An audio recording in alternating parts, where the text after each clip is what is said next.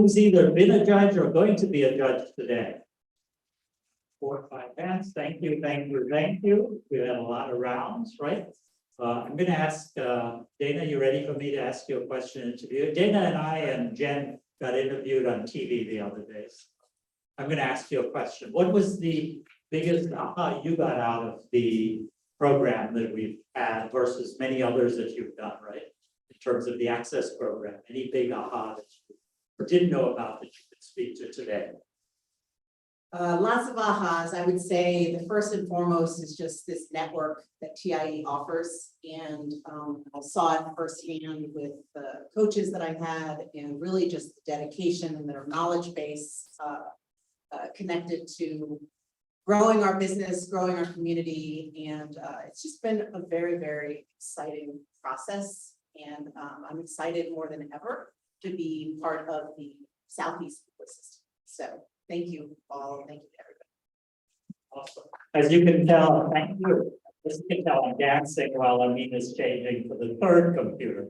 Isn't it always the case? I think Murphy is here today with us. We forgot to give him a name tag. But we're live today. I think we're good to go now. We're just waiting for the screen to pull up, but welcome. I'm going to get started. You can start. Awesome. And you're recording? I don't know, just once. Well, welcome everyone. Hopefully everyone's excited to see some pitches as we get our screen pulled up here. I think it's plugged in on HDMI. Hopefully I didn't plug anything, but the device is Recording in progress. Hopefully everyone's excited to see some pitches and see some investments happen today. This is year 3 of our access program. So we've invested in 7 companies over the course of 2 cohorts, and we have 4 new companies that are going to be presenting today for a chance to be able to get invested into through our TiE Atlanta Access Syndicate. So very, very exciting. We have judges here in all the format. Paul's going to really break down some more of the details about access, but before we break that down, nice to go. And then if I can dance on this. I mean, why is this window not closing? I mean, can you Yes. close this window? Hey, look, we're almost started. There we go. And then the record, is it recording? It's recording. Perfect. Beautiful. All right. So it's clicking something. It's part of, you can tell you're part of the family. This Yeah, is you not are. the rehearsed part yet. You show the family all the stuff behind the curtains. So,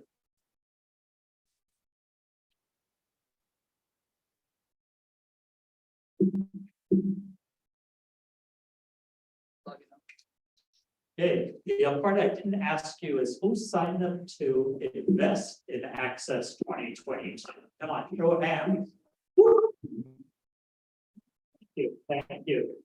There we go. All right, we're good. All right, so I'm gonna go and officially get started. So welcome again. So you guys feel about access already, but Paul's gonna touch more on that. But we're gonna go and get started. So wanted to give everyone just some context background on what TiE is, what TiE Atlanta is. So we are a very, very old organization that has horrible marketing, but we're excited that you're here because you guys can hopefully amplify our marketing and get more folks that are looking to really engage with a network that's supportive and growth. So if you're a company in startup, you're a company in scale, if you're even thinking about M&A, TiE is a great organization for you to get engaged with because we bring together mentorship, right? I think some of the companies, all the companies here have kind of noticed that, it's a very warm, welcoming group of folks, and the seasoned entrepreneurs that join our organization to really give back, that's our creme de la creme, that's our secret sauce, right? So we do really, really exceptionally well with that. Our global chapter or the global ecosystem is very, very large. So the taste of what you guys got here in Atlanta is our local flavor. We love it. I think we do a really good job with it. But you guys can see these separate ecosystems all around the globe. So if you go to Silicon Valley, if you go to Asia, if you go to Europe, you'll get a taste of what entrepreneurship is like there. So if you're looking to grow, expand, this is kind of like a one-stop shop for you to kind of hang out. And hopefully you guys, got acclimated with what we do here in Atlanta. We drive a lot of very unique programs that are very centered around what's going on here in Atlanta. So we do focus a lot on DE&I. We do a lot of other programmatic events. But I think after today, let this be a start of a new engagement with TiE as well. So I think you guys have gone through access. You guys can get a lot of information about how you kind of take advantage of being a member here locally and globally. But welcome to the family. Really excited to see the pitches. I was not here for the mocks, but I was there virtually. I have a babysitter today, my wife. So I'm good. I'm excited. But I think we're going to go ahead and turn it over to Paul to do the official announcements. Oh, yes. I'll go ahead and do the thanks. all the programming that we do cannot be done without sponsors, partners, folks that just believe in us, right? Even having a space like this today, thank you ATV for sponsoring the venue. It's again, things like this that really make the ecosystem work and really able to focus on the companies and, focus on the investment and focus on the stuff that matters, right? Is really getting these companies investable and giving them the opportunities through our network, the global network. But cannot do without our partners, city partners, City of Dunwoody. Michael is here in the back somewhere or hanging out there. Yes, thank you, City of Dunwoody. Thank you, Drive Capital, for the venture partnership. Venture Atlanta ecosystem. If you guys don't know about Venture Atlanta, the company, I think that's going to get the top investment or at least have an opportunity to engage with Venture Atlanta. PowerPoint, Serendipity Labs, again, just a bunch of folks that we just, cannot do this without. So thank you. I know that if you're here today and if you're, this is all being recorded. So hey, Zoom, mark me that we thank you guys. So thank you again, and over to you, Paul. Thank you. Okay, let's see how we're going to spend our next few hours together. We're going to make some introductory remarks, set the context, answer questions, tell you how the pitches are going to go, and then we're going to jump right into the pitches. Okay. The pitches got picked purely by random.org. So in case you wonder how it happened, it's not alphabetical, I think, not even reverse alphabetical. So we just did it that way. And hopefully everybody's ready. During the pitches, we'll share with you, it's basically they'll pitch for 10 minutes. And then the 4 judges up here who will introduce later, or they'll introduce themselves, will ask 10 minutes worth of collective questions on your behalf as investors and of investors across the country. We've opened this up to TiE Global Angels across North America. We'll have a stretch break, but don't go too far. Devika wants you all to eat all that good food she ordered. Otherwise, she's got to take it home. And she said, but on the other hand, it's not too bad a choice.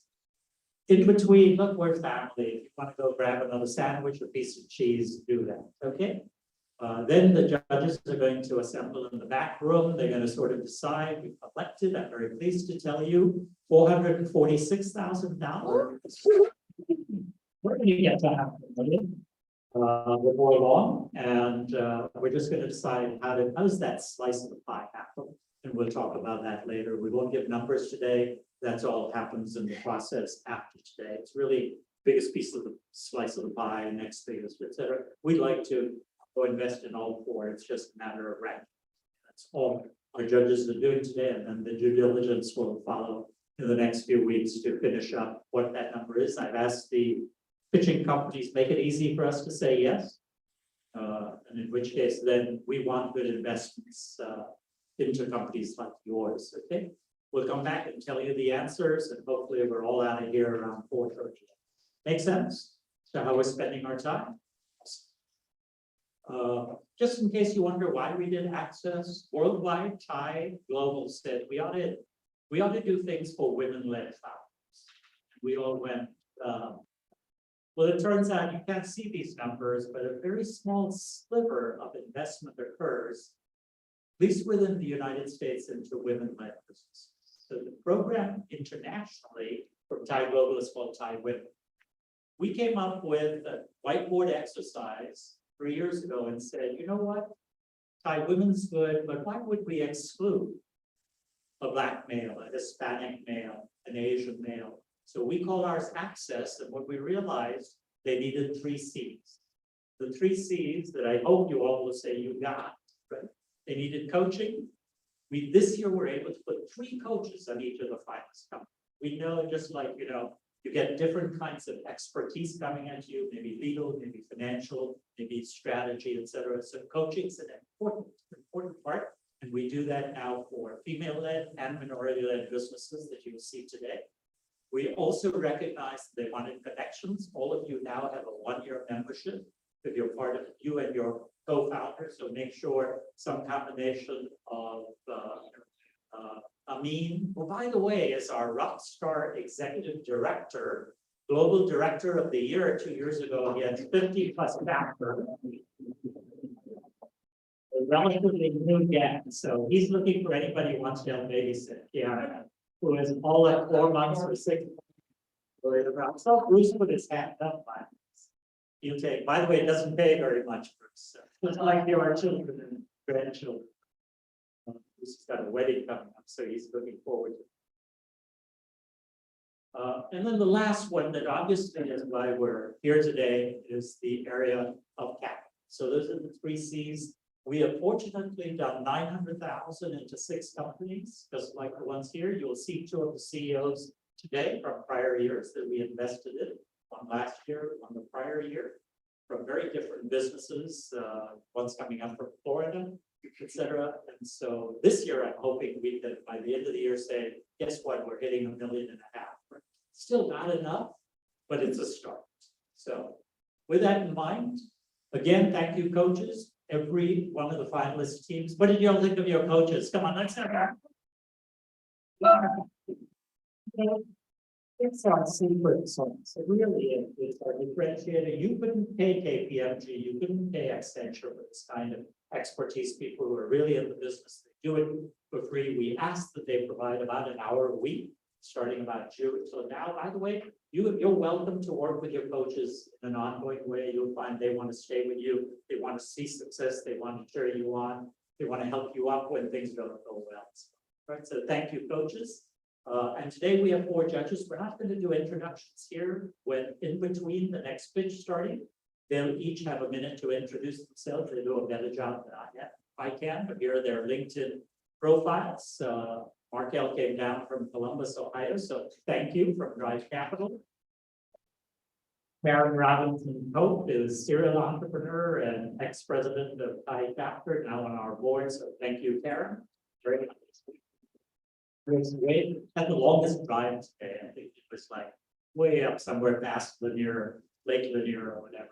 Her how many acres out there? 12 acres. She's left her husband doing a little mowing. He got the better part of the deal. Sid Mukherjee, current president of TiE Atlanta chapter and managing partner of Silicon Ventures. Thank you, Sid. Who is relatively new to Atlanta, came down from New York, I believe, right?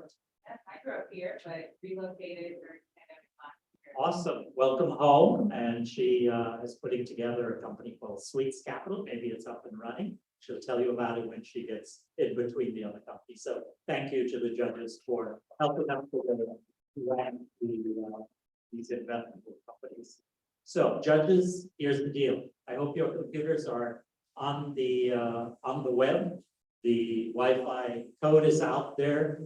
If you go to your calendar, you'll find a yellow highlighted pitch scorecard. And if you can, in the next 60 seconds, pull up the pitch scorecard and pick test company and your name. We want to make sure you can do it. It's very easy. They're going to use a 6 or 7 category set of things to put together information, then we'll do deliberations. Please be constructive in your comments, because that's what we will send back to these people in the next 24 hours, help them on their entrepreneurial journey. Be very consistent and timely.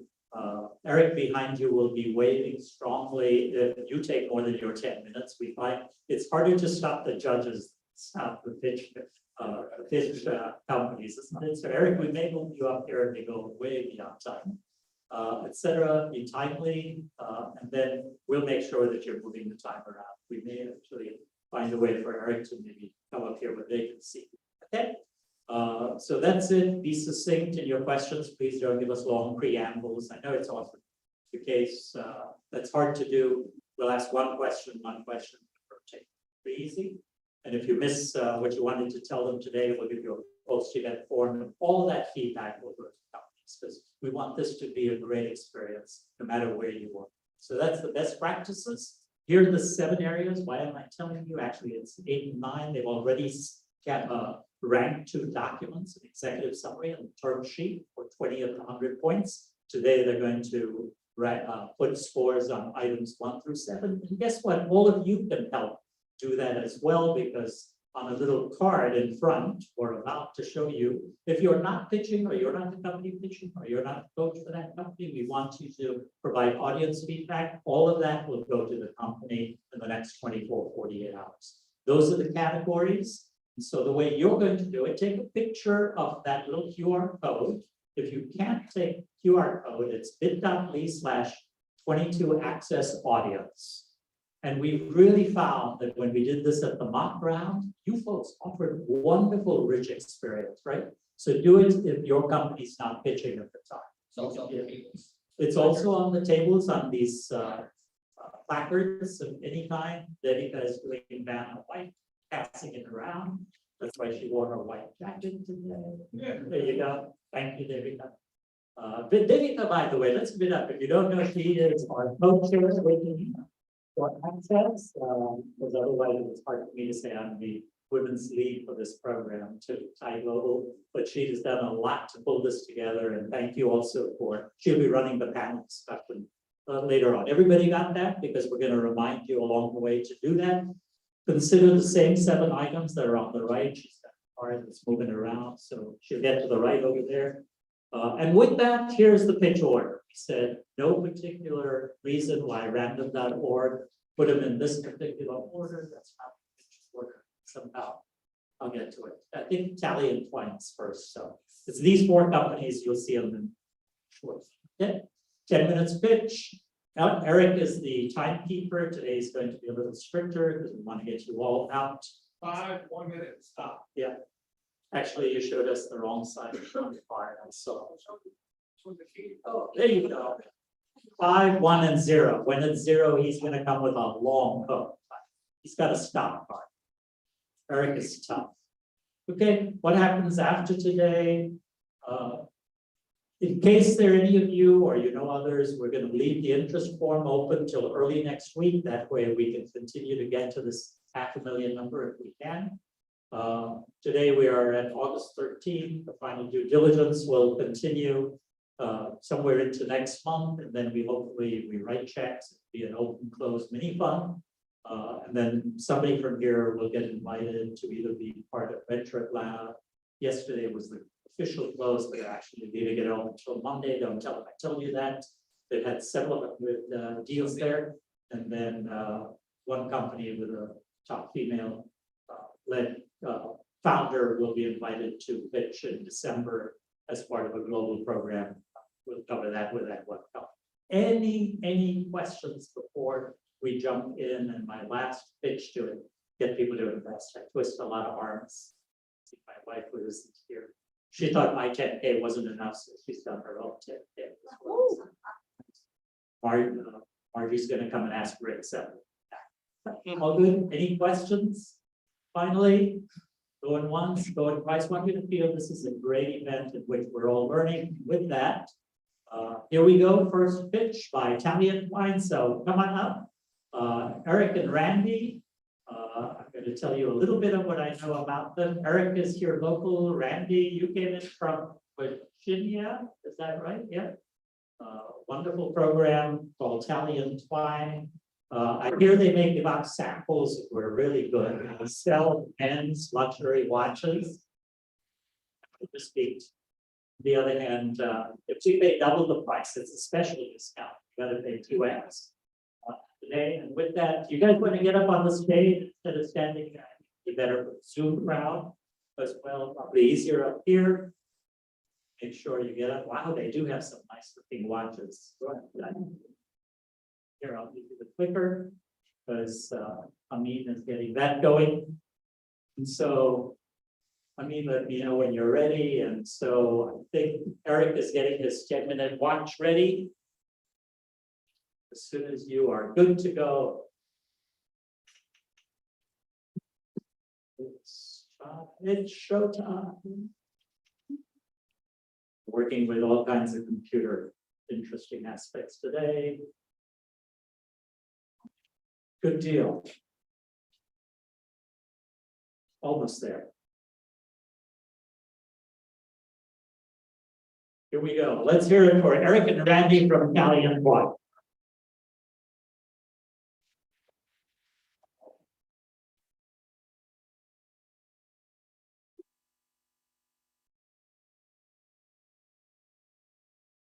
Good afternoon. My name is Randy. I'm the founder of TiE and Twine Watch. In 2014, I was a full-fledged watch collector. I had a collection of about 12 watches.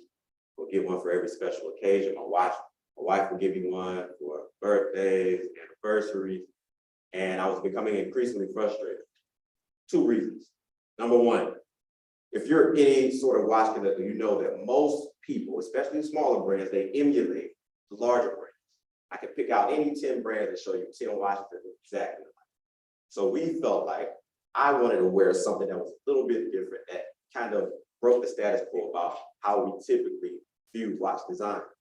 Second part was I wanted a quality watch that I didn't have to throw away after a year, but I didn't want to spend $1,000 for it. Right? The third and the biggest thing, and which was my aha moment most of all, is that I was flipping through a GQ magazine.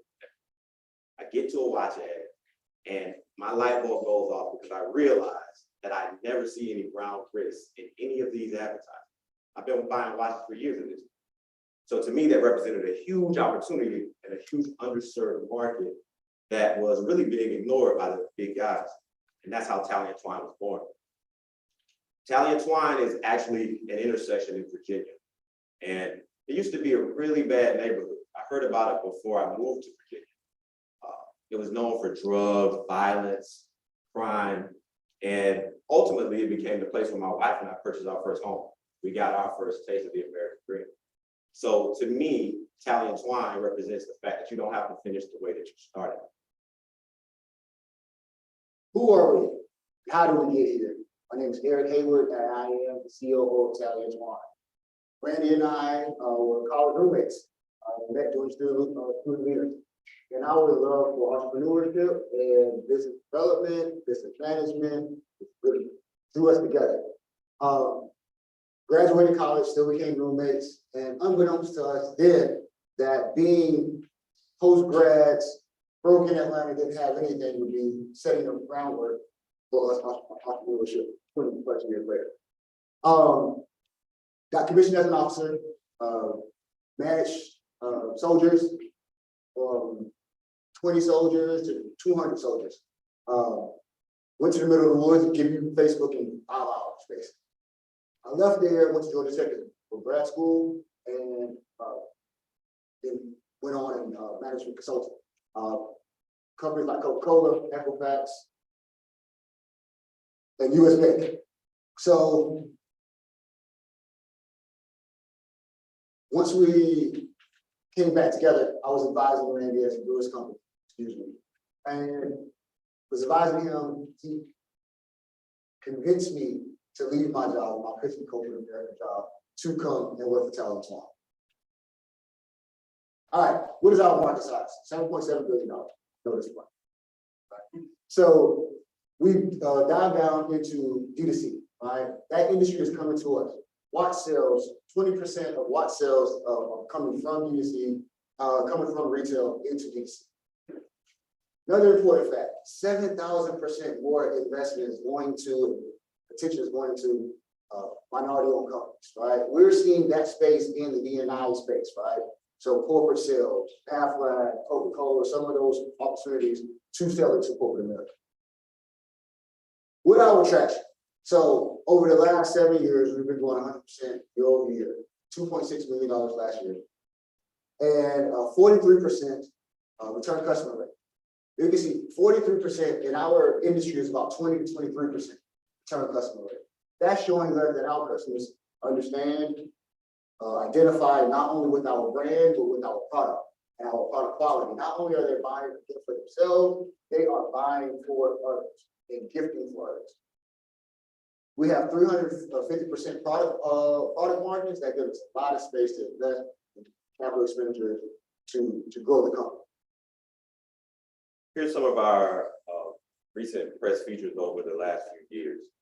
The thing I like the most about this slide is that we've done this without any PR team. Didn't actually bring on a PR specialist until this year. And to me, this speaks to our scrappiness and our ability to get things done, our ability to just go out and figure out problems and solve them. We're blessed enough to have partnership with Google during the holidays, participated in the shoppable campaign. We've also done a partnership with Intuit as well. One of our most recent features was a New York Times feature where Steph Curry wore our watches during his tunnel looks to the NBA Finals. That really exposed us to a new audience and helped us gain some market share and get in front of some new eyeballs in the world. The Tally fam. This is the nickname we have affectionately for our customers. At the bottom of the screen, you'll see our three main customer avatars. These are the people who purchase from us most often.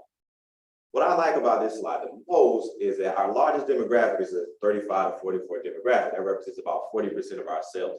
But on either side of that, you can see that we have over 20% representation of sales on the 25 to 44, the 34, and the 45 to 54 as well.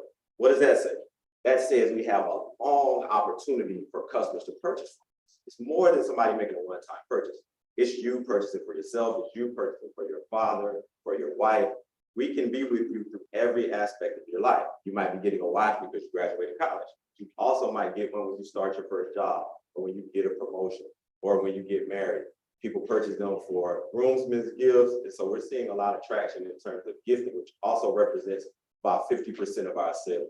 So we feel like we have a very strong brand that can be with you throughout all the aspects of your life.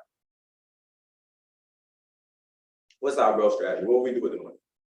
Well, I think one of the things that we're most happy about is that any capital that we deploy can become profitable capital this year. We can immediately start making money off of. How we do that? The first thing we'll invest in the most is product innovation. What is that? Well, right now we're focusing and have tested extensively and seen great traction with doing partnerships and limited edition collections with other brands to increase our visibility without spending marketing dollars on that. And then that also allows us to control our inventory by doing pre-orders. So we're able to kind of cancel out that cash flow problem that a lot of product companies have. Corporate sales, we've seen a lot of traction with that. We can customize watches for your sales team.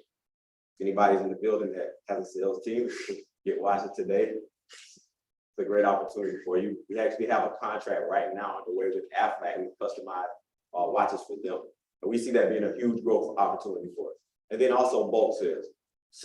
Medium businesses and retailers were able to wholesale, but we're also able to do large groups, organizations, and customize them for them as well. As far as the bulk sales, we have the opportunity to grow that significantly because we haven't even gotten into big box retail as much as we want to. We actually have purchase orders from both Macy's and Nordstrom as well. And that's always another opportunity for us to grow as well in channel. And then we have a huge international component. We have people from all over the diaspora and have the opportunity to grow internationally as well. So to reiterate, we'll go into untapped channels and markets. These are underserved communities within the watch industry, speaking to them directly. We'll also participate in our sneaker hype business model, which is limited edition collections. We want to be the Nike of watches. And then by the end of this year in winter, we're doing our first high-end luxury watch, which is a Swiss-made automatic, very limited run. And that will also open up more opportunities for us as well and touch more people and demographics that we haven't been able to touch so far.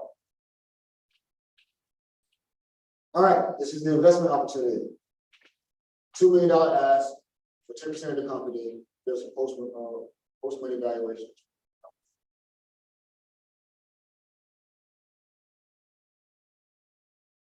Team, any questions?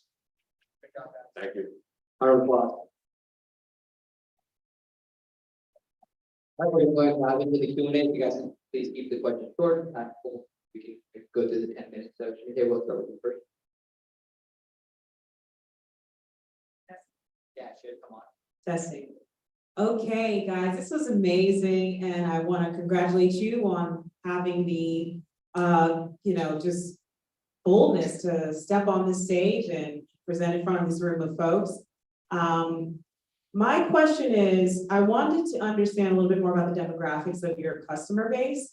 From an individual perspective, is it primarily the Black community, people of color more generally? And then from a corporate standpoint, I wondered if you could address perhaps an elephant in the room, which is when corporations stop caring about diversity initiatives, do you still maintain those partnerships? That's a great question. So our demographic is primarily people of color. So I wouldn't limit it to just African Americans. We have a large, we'll say about 20 to 30% of our customers are what I identify as probably Latinx. But the great thing about it is I don't think anything about our product limits us to any certain demographic. No. We are not securing deals with Aflac based on that being our primary sales strategy. We still operate primarily as a direct-to-consumer company. And that gives us the ability to reach anybody. Everything that you see on the screen in terms of D&I is also just additional opportunity for growth. That's how we're doing it. D&I is the entry point to, we're competitive from our marketplace with our watches or across all of their inventory as far as the gift and marketplace, what they're giving to the Agreed. Great job, you guys. Very impressive. You had me until you started talking about Aflac and everything else. I'm sorry. You have great growth. You have target segment. You have amazing celebrities that love it. And then you talk about selling to Aflac and What am I missing there, guys? We don't turn down money. So if Aflac and the partnerships with corporations are things we can do without any upfront capital. So if the opportunity presents itself to us to just have a conversation with them, they give us money, we go and make and design watches for their sales team that are private label. It costs us nothing, but it gives us a huge check. So it's just an untapped part. And I think also, as I said before, our primary way of generating income is still continue to be direct to consumer. Nothing changes with that, and it doesn't slow us down from doing it. I hear you. Just one add on that. Most valuable thing you have is you two and your team, which is a great team, but it's a small team. You got some great assets. I would just encourage you to be very thoughtful because focus is the number one thing. Focus and capital are the two biggest things that cause companies to go sideways. And you've got amazing story until you went down that path, in my opinion. They're good. Go ahead, Sid. Thanks.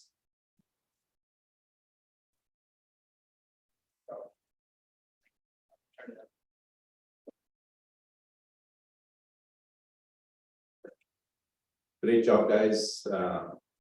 Yeah, I have a couple of questions. So one is that, this is like appears to me in a market which is somewhat shrinking.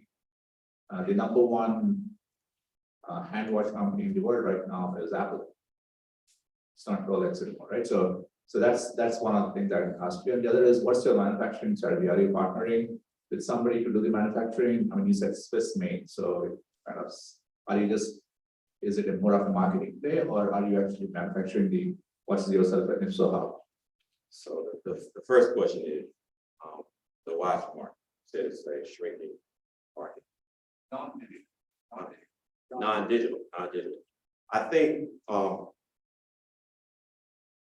Apple and Italian Twine play into the spheres. There's a reason that Rolex has been around for over 50 years. It's because a classic British watch will always be in stock. I feel that ultimately we are reverting to a more analog world, and our watch is not the watch that you're going to wear when you go for a run. It's the watch when you go to a black tie event. It's just the watch that you wear for that. And I believe your second question was manufacturing. Yes. So we partnered with a boutique team in Switzerland. We visited Switzerland last year, 2021. They actually were part of the team that designed the first Tiffany watch that was released, and we worked with them to design our first automatic watch. So that's where our manufacturing.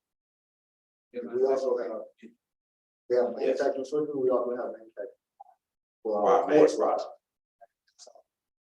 Now we have assembly equipment, which we have a warehouse. So we do touch, we feel we own that relationship with that customer and that product into their hands. So there's no drop shipping and those type of things. We like to manage that.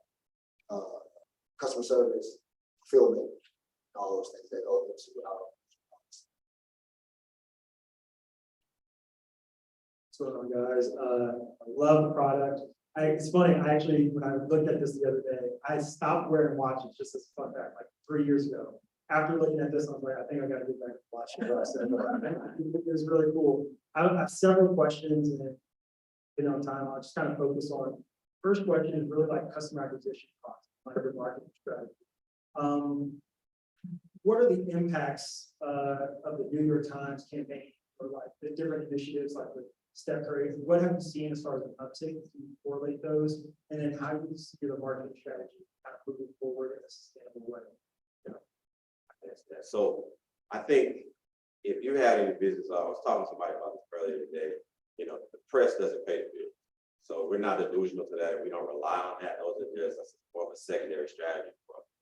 Primarily how we acquire customers is digital platform. And so we do that through our advertising. We're a lifestyle focused company, so we're able to differentiate ourselves in that with the content.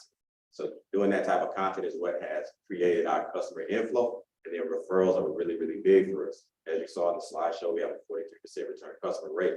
The reason being is because people get a talent to my wife, they don't keep it to themselves and tell somebody else about it. So that's how we primarily acquire our customers.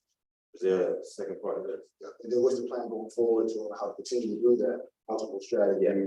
So as I mentioned in the pitch, to continue lowering our customer acquisition costs, what we do is right now, we're focusing on our sneaker hype model. And that allows us to acquire that customer and make the sale essentially before the product is sold and shipped. As well as other partnerships, as I mentioned, partnering with other people who increase visibility. So those collaborations are going to get us in front of their audiences as well for no addition. A quick question. So how much of cash do you have in the bank right now? And then how much do you both own of the company? So we are 30-70. I'm 30, Randy 70. And how much cash on? No. 70-30. This is our first raise. We've been 8 years with the shop. This is the first time we have actually asked anybody for today, right now.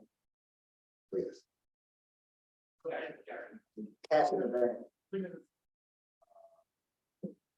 Say probably 20K-ish. It's for operating capital right now. Just I don't know if it's for cash. Go ahead, Karen. Yeah, just a quick question. Again, great product, you got a great story, amazing, great margins. I'm surprised that we're not more profitable.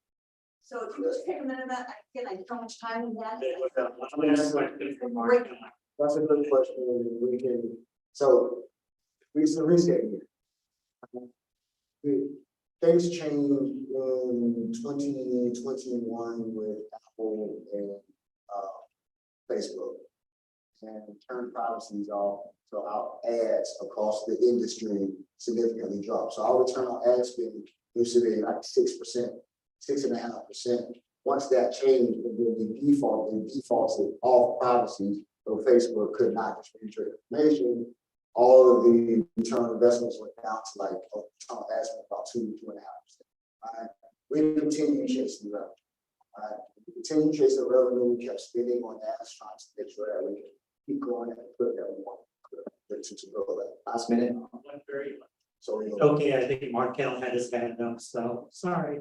I'll be quick. There's a lot of DC brands that have been super successful. Allbirds, Golden Marker, Bonobos. What are the insights that you take from those, and how are that's still relevant? Because I would argue that like the Facebook kind of go-to-market strategies that like kind of reduce it. So what are the other insights you guys have? Yeah, I think what makes us different is like our first unprofitable year was the last ever in our history. So we operate as a really boots on the ground company that values making money. We value being profitable. We've adapted to those changes, and we figured out a strategy, a way to get our customer acquisition cost back down. So we've already done that now. So this investment will help us be able to continue that trajectory that we already have. and that's why we went to Aflac. That's why we doubled down. Also, with revenues, but we're not so dependent on fluctuation of two companies fighting to mess up our cash, right? So And that's what makes us different from all birds, is that we don't operate at a deficit. We don't take money. And then- 30 seconds to go. One last question for Blaine. Okay, perfect. That was super smart, then the diversification of your revenue stream. question, and I hinted at this before with you, Eric, but are you guys open to kind of a royalty arrangement, something where there'd be a rev share opportunity with? I don't know, actually this morning, you guys are right on it. So I think from our traditional courts point of view, doesn't make sense. However, as we go up market to our automatic, that makes a whole lot more sense, right? Because, you know, our price point, as we saw here, $45, I sell for, you know, $150 to $250. Wonderful. My automatic, I buy 500 per unit, 600 per unit item. However, I sell it for $3,000 to $500. So there's more room to have some of that financing royalties to play into something of a market like that, as opposed to our courts where we kind of figured out how to manage our. Awesome, let's hear it for Valley.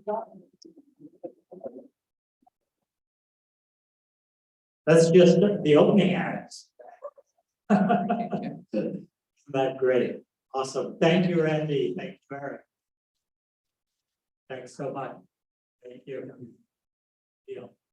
Judges, Markel, you're going to do the first intro, so get ready for your 1 minute of telling everybody they need to come up here so that we catch you, or our Zoom folks do. And I'll ask the other judges to finish up their scoring, because we actually have a way to tell if your scores are done. Actually, we have all the info. So please welcome Markel Baldwin, who's a partner with Drive Capital in Columbus, Ohio.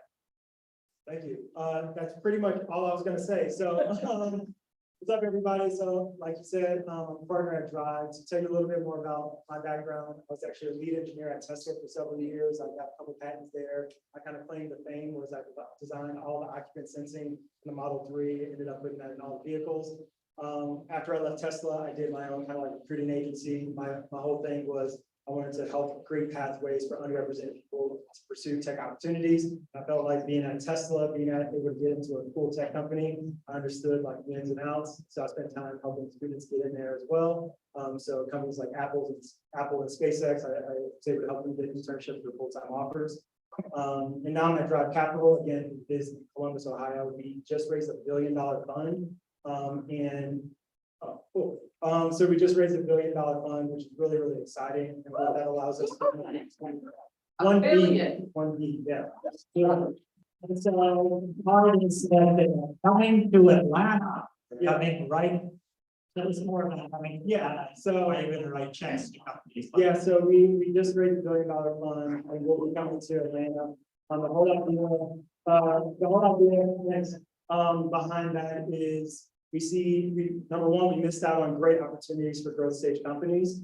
And we didn't like that. And we're kind of like, we consider ourselves kind of like the best investor in the Midwest. And we really kind of have this thing called the driveway, which is everything between the coast. So think the Hudson River all the way to like the Rocky Mountains. I think there are folks here who want to drive you back to the airport.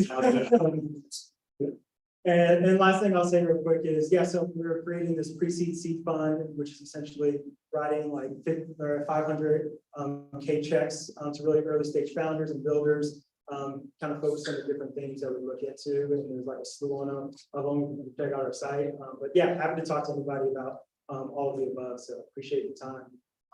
Markel, thank you for coming down from Ohio to Atlanta. So you'll be back for Venture Atlanta. I know, and he may join us for TiECon as well. So we just shared with you judge number one. Hopefully you're seeing that we really are just a myriad of opportunities and ways to connect people, right? So with that, I want to tell you about a lady I got to meet back in April at Georgia Tech. She was on a panel talking about diversity, not particular case in the educational world, but as a practitioner. She started a company called Inclusive, and you're going to hear a great story. Please welcome Jen Graham. Thank you. My name is Jen Graham, and I'm founder and CEO of Inclusive. And Inclusive is a tech-enabled platform that's all about building community and inclusion. We share dialogue. And we're on to something. Just 2 months ago, we were invited down to New Orleans part of the SHRM Better Workplaces Challenge test, where we were one of 4 finalists around the world selected as part of the Future of Work competition.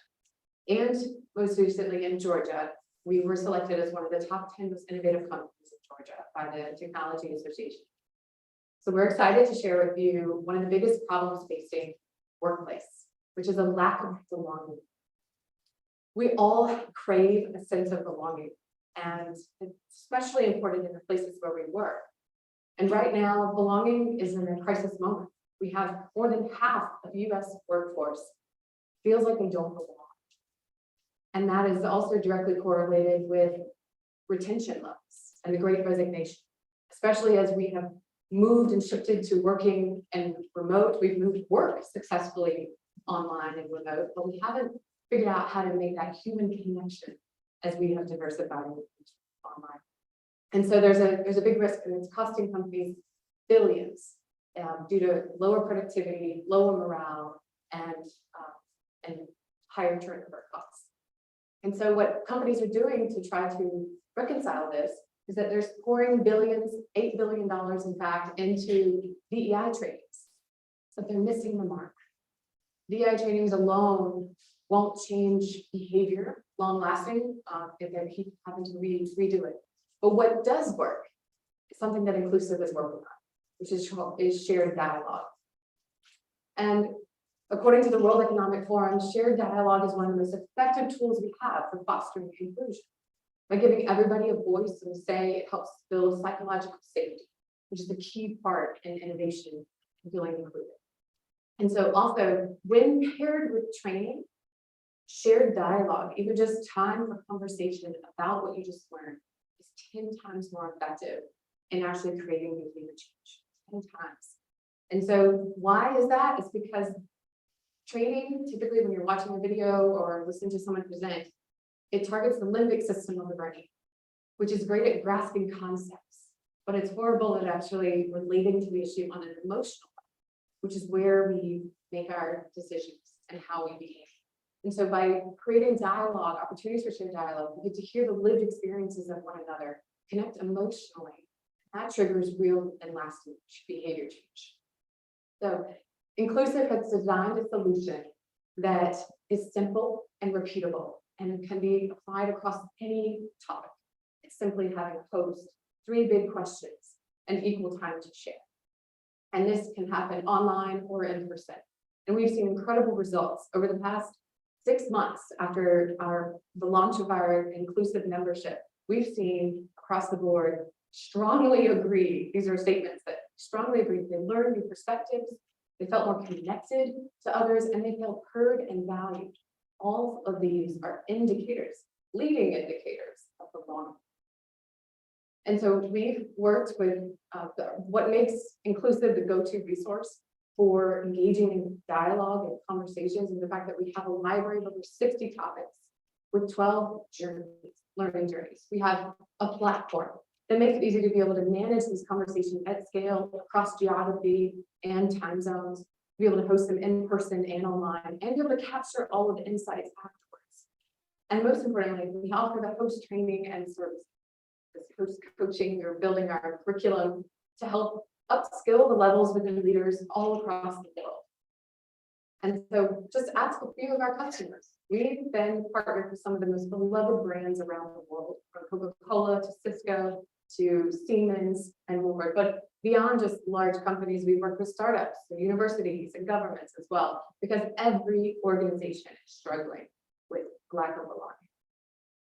And here's an example of how we're able to measure the impact. We can actually say that we can move the needle on a sense of belonging with the organization. Starting with Showpad, where we were able to have a baseline assessment. We got 80% sense of belonging when we first started working with them. After 6 months of conversations, that went up to 90%. And that 10-point jump with the company, even of 400 employees, can save $200,000 annually due to reduced turnover risk and higher productivity and increased morale. And so we've been able to adjust the value of belonging down to $5,200 per employee per year, which is pretty profound, and it adds up. Also, our buyers range beyond just the typical DE&I and HR teams within an organization. We've been able to excite team leaders who can now engage in our membership. We've got DEI leaders and champions and advocates that are really already tasked with building these curriculums, but just don't have the time to create the content themselves or to host these themselves. And then L&D, learning and development training teams, which are already tasked with how to level up their leaders or onboard new managers. So they're looking for tools and, most importantly, the content and the process to be able to move these forward.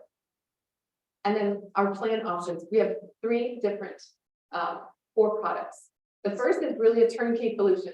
It's a community conversation, use the monthly rotating on different topics. And it's as simple as administrating an employee benefit program, where you can just upload your list of names and emails, and we simply do the rest, including posting and following up and collecting all the data and insights. The second one is really, we can come in and host a conversation, whether it's on belonging or unconscious bias, and provide that incredible conversation experience that moves the needle internally. We can do that on a sequence or series. And the last one is really accessing our platform and our post-coaching curriculum to be able to scale these internally and as part of our do-it-yourself model. And so here's an example of our most popular learning journey. It's on inclusion and belonging, on monthly different themes and topics. And we captured everything from the number of actions to the number of stories shared, comments made, and a sentiment captured. The most important, like, who attended, who showed up, who participated, and even engagement rates. And so what we're doing is really, we're the only platform of our kind that is able to bring people together for conversations, provide the post-training. We are closest in relevance to probably coaching platforms that are mostly one-on-one, but getting into peer-to-peer. DEI consultants also are known for coming into an organization, facilitating dialogue, but they haven't yet built out the content and the framework to help keep it there long-term, the long, continuous learning that companies need. And so our financial growth over the past couple of years has been steady and growing. And we are set now that we've really refined our product market fit, we've been experimenting and testing, we are set really for scale. You'll see that there was a flat line between last year and this year, and that's because we reduced our prices so that we can readily scale and go to market. And so our exec team is fantastic. This year, Sandy and Eric joined our team. We have our Sandy and Eric and Nikki, and now this completes our C-suite. And we have an incredible experienced people who are certified in diversity, equity, and inclusion, who know how to build platforms and technologies to scale and bring this to the world. And also have half of the team has had experience in M&A successful things. And so that's where we are here. We are here because we are leading, we're on the cutting edge of shared dialogue. We really want to bring this to scale within organizations all around the world. And to do that, we are asking for $750,000 convertible note. We have 400 of that already committed. And we have several other angel groups that we're speaking with. So excited about being part of TiE Access. And the use of funds would really go towards insights and benchmarking, making sure that we're able to track the level of data and belonging and insights to be able to compare companies against theirs in their industry and be able to reflect those insights. Also to double down on sales and marketing as we expand and grow our market share. So lastly, I'm a big believer in the sense of belonging. As a community organizer, it is near and dear to my heart to make sure that everybody feels connected to not only where they live, but to feel embedded and involved in where they work. And so I believe everyone deserves to feel like they belong. And as a woman-owned, woman-founded, and led company, as well as a B Corp certified company, we are really walking the talk. So thank you, and excited to answer any questions. Great job. When we're going to be completed, we're going to throw the Genesis time for Markel if you want to kick off the Q&A. So I love the product, and it actually reminds me, it's kind of like a content-based, right, platform. And one of our early investments at Drive was Udacity. And one of the things that we talk about with Udacity is like, can it be so good that people? So how do you think about the retention metrics of employers, and at a business level? What are those kind of like indicators that they'll actually be sticky customers over time? Yes, we have, so we have just last year, was when we first started rolling out multi-year curriculums. And so that was prior to 2020, we were mostly kind of one-off project based, but even with companies like Coca-Cola that kept coming back to us year after year because the experience was so profound, the conversations that were happening. So the emotional connection is real, and that's what keeps people coming back. We've noticed, with our membership offering, we have Goodwill of North Georgia signed a 2-year contract right off the get-go.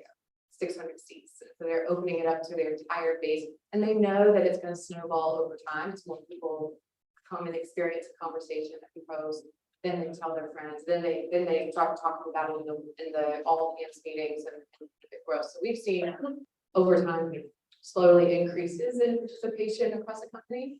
Showpad is an example where they had half of their company participated, and they had like double the number of hosts registered to be trained the following year. So for our renewal conversations, the impact and new people and all ranges from senior C-suite level leaders signing up to entry level first time new hires. So we're getting to the level of right now we're between 40 and 50% retention as far as our DIY platform, but the conversion rate from like a pilot one time is about 35%. So we're looking at getting as many companies to try out shared dialogue and have that be the instigator to get them hooked on a more long-term platform subscription. And then as a follow-up to that, it sounds like you're having a great revenue expansion. Do you have a number for like, hey, they start at this, ACV or this amount, how are they expanding over time? Yes. What that number is? It's right now we have probably little too data. We have about 4 companies that have renewed on the DIY platform, but they typically average it between 12 and 18K annual contract value, but they typically purchase an additional 2 or 3 conversation topics each year and may want to add on a hosted event that we come in and host for them, which is another $2,000. So typically anywhere from $5,000 and add on expansions for just that year alone. But then we're able to come back and typically the renewals are higher than the original. Hey, nice job and great company. So Atlanta Seed is your lead. Yes. So my question is that it seemed like from reading your executive summary and also from looking at this presentation that a significant part of your revenue comes from the services kind of part of what you're building, where there's somebody from inclusive always involved.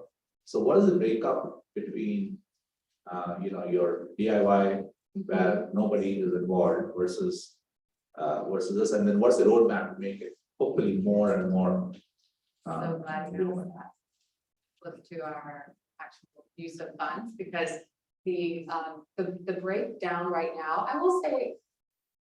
Oops. Something you don't Breakdown. There you go. Oh, I'm back. Okay.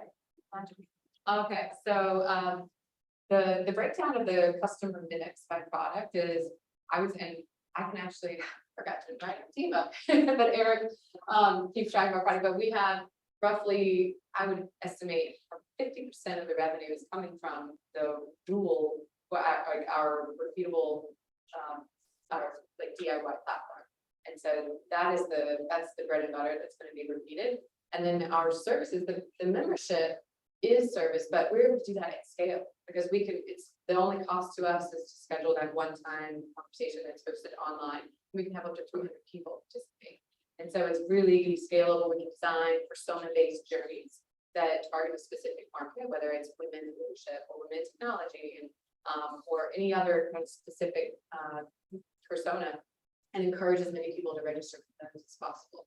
So it's extremely high profit margins because we've already designed the content, we've got the system and tools for engaging and tracking, and it's definitely repeatable for different journeys. As far as the use of funds, so yeah, the developing self-service is in the middle part, on the screen right here. And that's essential for us to be able to onboard more customers at a lower price point as well.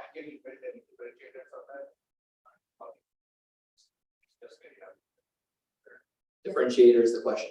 Differentiator. So we are still, I think the brand name, when you think of conversations, shared dialogue with the corporate space, from Coca-Cola to others, like we're the first to market at setting the example of how to lead these kinds of conversations. So, but when, as far as the differentiator for the self-service model is, we are looking at making sure that we have all of the onboarding materials, videos, trying to use assets that we own, that they can use and spread. For example, like a community engagement or an engagement video that they can use to send out to their entire employee base that explains exactly what we're doing, invites to a conversation. And that takes the burden off of the internal champion, figure out how to market it, talk about it. Yeah, correct. Please, Karen.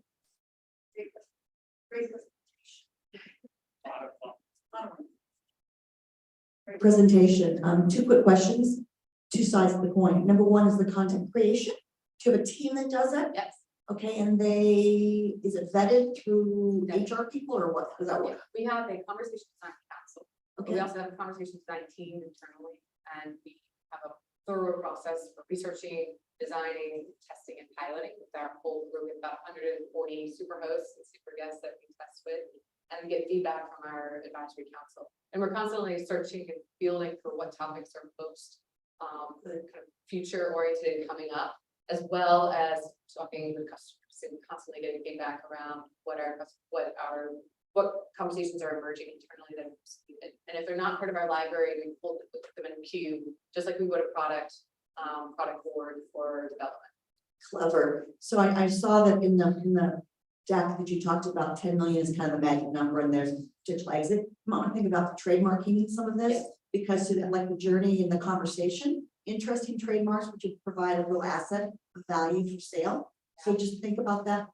One customer acquisition, how do you get that? Because this again, a very SHRM is part of it, but what else? Yes, okay, customer acquisition, right now we have a go-to-market team that is primarily doing outbound sales. We have been demanding that they have them reach out to 2,000 new contacts a month. We've also been showing up at every conference that is related to HR, from SHRM being in New Orleans, to SHRM Atlanta, and we're actually partnering with SHRM Atlanta to offer or keynoting their quarterly meeting in December, and having all of their members experience the long conversation. So the best way to like win people over is have them experience it themselves. Thank you. This has been an awesome polished presentation. To that earlier just point Karen made about the 10 million potential exit, that seemed kind of low. And it was also like, it was shockingly low, actually. I was wondering if Well, 2 million is revenue. 10 million in revenue, that seemed kind of low given where you guys are at now. I wondered if you could speak to the potential growth of the business, and where this could really go if you really fly with it. Yeah, I mean, there's absolutely a way for this thing to to have a flywheel effect. Because we can know that once people experience it, they become advocates and champions for it, wanting to bring it into other areas of their life, whether it's their community or their homes or their in the workplaces where they work. So we see just getting, I think we have estimated out to get up to 12 million in revenue in the next 3 years, that's only including the baseline products that we have already right now. So we haven't even assigned the value of the data and the sentiment, and that once we start to get to the benchmarking capability and the data set, and that could be worth 5 times what our current offering is right now. Last question. Oh, we're good. All right. Thank you, Jen. Thank you. Appreciate you, judges.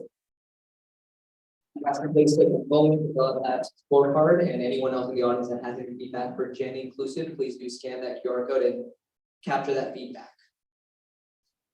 And I'm going to turn it over to Paul. Okay, it's time while the next team's coming up. Wow, we're halfway through. I know it does seem like a long afternoon, but 2 good companies, right? Awesome. You guys will start your scoring system as well.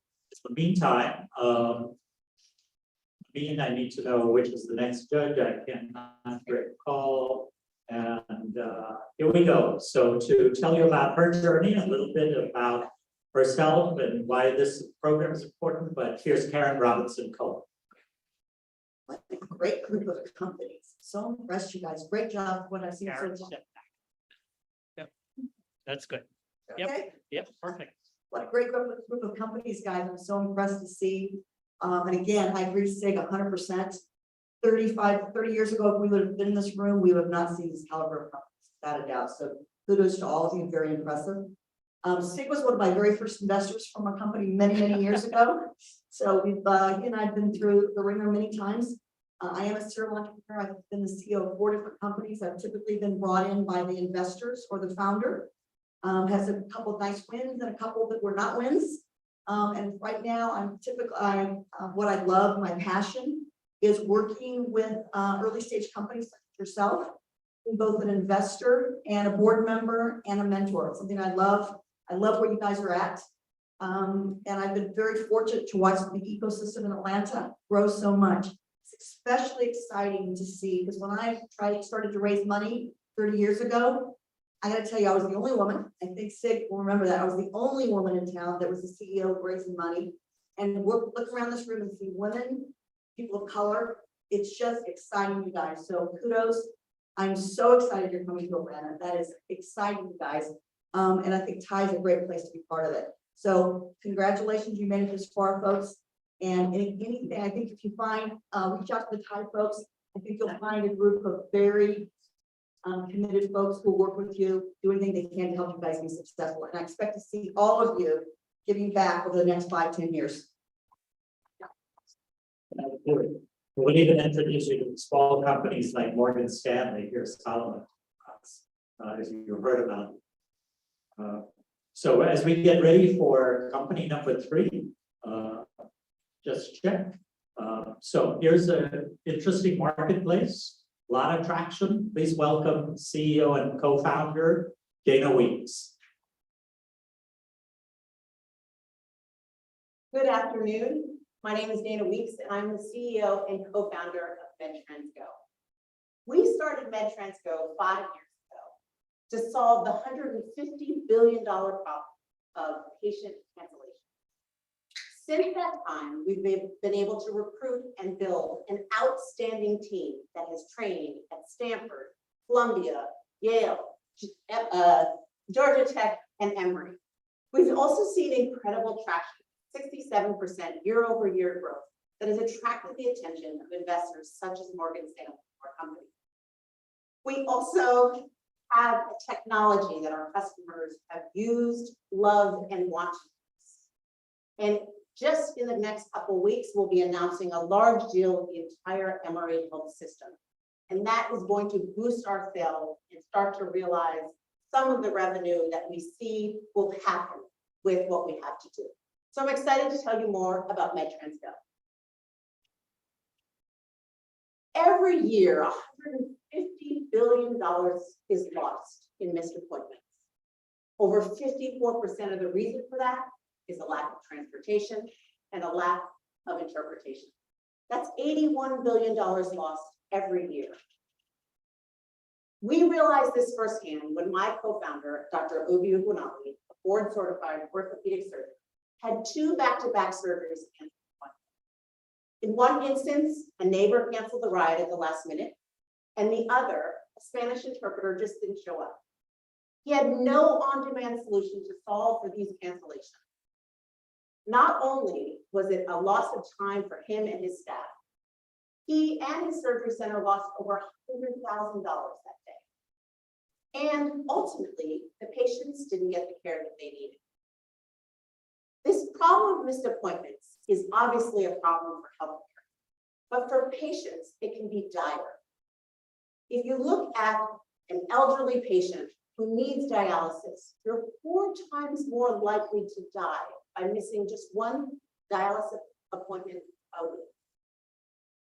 So the problem is, of course, for these healthcare providers, patients, But there's a problem also for the service partners who have the services to give to the patients and healthcare providers, the drivers, the interpreters, and there's no way for them to be connected.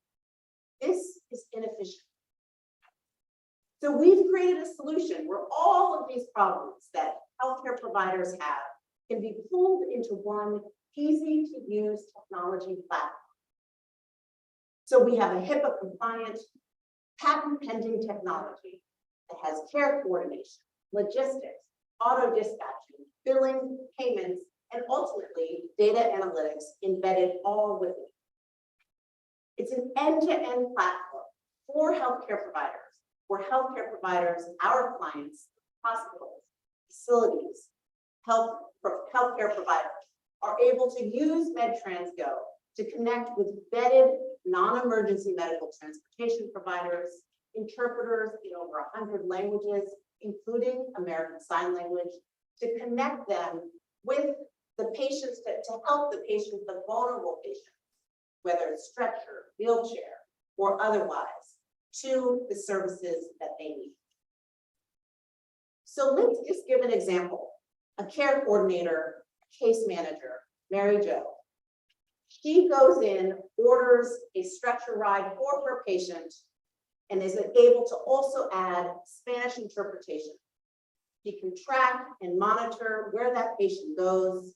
She has billing and invoicing with medical billing codes in them, all of it collected into one large database that they can track and use and access.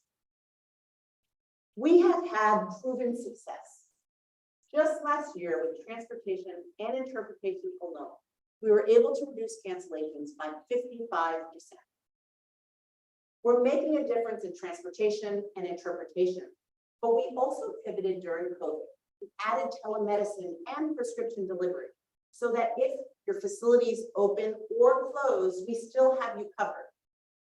One of our customers said, with MedTransGo, they were able to realize over $1 million of service they wouldn't otherwise have done without MedTransGo.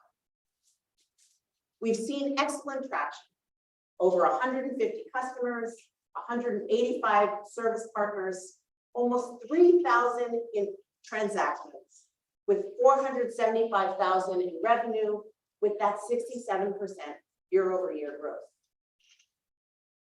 We make money by 3 different ways right now. Transaction fees that we take 30 to 40% and give 60 to 70% to those service partners. We have a monthly subscription fee that goes anywhere between $50 to $500. And we've been able to monetize the API integration for some of these larger customers who want to just connect directly into their systems. And ultimately next year, we'll be able to monetize some of those data insights, which will help not only prevent cancellations in the future, but also get better insight into those patients and better patient care. As an example, we're very excited about our pending Emory deal. Within the Emory Health system, we've already been in touch and are working with them to not only work with one, but multiple divisions within. From the information that they've given us, we could realize almost $360,000 per year with each division. And they have endless divisions within those systems that we can then see not only this year, but beyond. We've seen incredible customer growth in not only hospitals, but physical therapy centers and orthopedic practices, both here regionally, but also nationally. We have a strong competitive advantage, first and foremost, because we are built for healthcare by healthcare. We have this safe, reliable, and predictable process embedded into this technology platform that allows our patients to feel that personal touch of healthcare with the technology doing the work behind the scenes to streamline and make us more efficient. And ultimately, we have all of these multiple services combined into one. That competitive difference shows us that we are a scalable technology that is healthcare focused. Some of our competitors, for example, like Round Trip and Ride Health, focus only on transportation. Or Genie focuses solely on interpretation. We pull it all together into one simplified solution. Our go-to-market strategy shows that we've validated our solution. We're now growing and accessing the large-scale customers that we will be able to realize some of that tremendous growth that our technology is designed to meet. We're then going to scale, be able to integrate into electronic health records and others, and ultimately launch nationwide in lots of markets. We have a strong team in healthcare, business, and technology who has built, scaled, and exited companies. Some of them are here today. We also have a strong group of industry leaders as board advisors and mentors. Our projections show us 2 million this year, but with 1 to 2 or 3 large health systems that are in our pipeline that are wanting to use us can get us to that 44 million in 2025 or even earlier. We are now raising $2 million to accelerate this growth in sales, access this pipeline, fuel the sales, and be able to build out that technology to keep us moving. At the end of the day, so many of us have had that experience where we've had a loved one or a family member who has had challenges getting to and from. Wouldn't you want to have healthcare providers have that opportunity to be able to get them the access to healthcare that they need? And we really believe that with all of these combined, we will be able to build a profitable, growing company that can be a strong acquisition target in the future for a number of different ways. And the market is showing it. We look forward to answering your questions and talking with you more. Thank you, Dana. And Obi will be joining the Q&A. So we will start with you first. Thank you so much for this presentation. And this is going to betray some of my ignorance in the space. At first, it sort of seems like this is kind of Uber. There's a bit of Uber in this. And on the competitive landscape, you did have, I think, Uber Health on there. Yep. And then you've also got a couple of other business segments, including the telehealth, the translation services. And I wondered if there's any concern around focusing, because each of these different segments has a ton of competitors and is perhaps already crowded. So just helping us understand how you build a moat when there's already so many players in each of these distinct areas. Yeah, I love that question. And in fact, in some senses, it seems that there are all of these different verticals that we're doing. But I think because we focus so much on what the healthcare provider needs and what the challenges are that our customers are having, which is they don't necessarily think it's a transportation problem that they're having. They just want to get their customers and their patients to and from appointments. And so we are able to adjust to the causes, the majority causes of why cancellations happen. And for many healthcare providers, they're increasingly busy and have challenges, and they don't want to have to go to 3 or 4 different apps, or actually, in many cases, getting on the phone, going through the process of having to call around to find a transportation provider, or have to call around and have somebody have access to potentially a rideshare app account that may or may not tie into the larger system. And so we really have focused right now on transportation and interpretation. The others give us the opportunity to expand to the changing needs of healthcare, which we've seen continuously change every day. And I don't know if Obi can speak more to that, just being the healthcare provider and why we designed it, but as a practicing orthopedic surgeon, I look at my schedule every day. At the end of the day, what I care about is how many patients actually showed up. Because if they don't show up, I'm paying the rent for the building, I'm paying my nurse, I'm paying my anesthesiologist there. So all we look at is cancellations. Okay, so what we're doing is we're combining all the possible reasons why people cancel their appointments. And as a matter of fact, we have a partnership with Lyft, where they are part of that solution for us.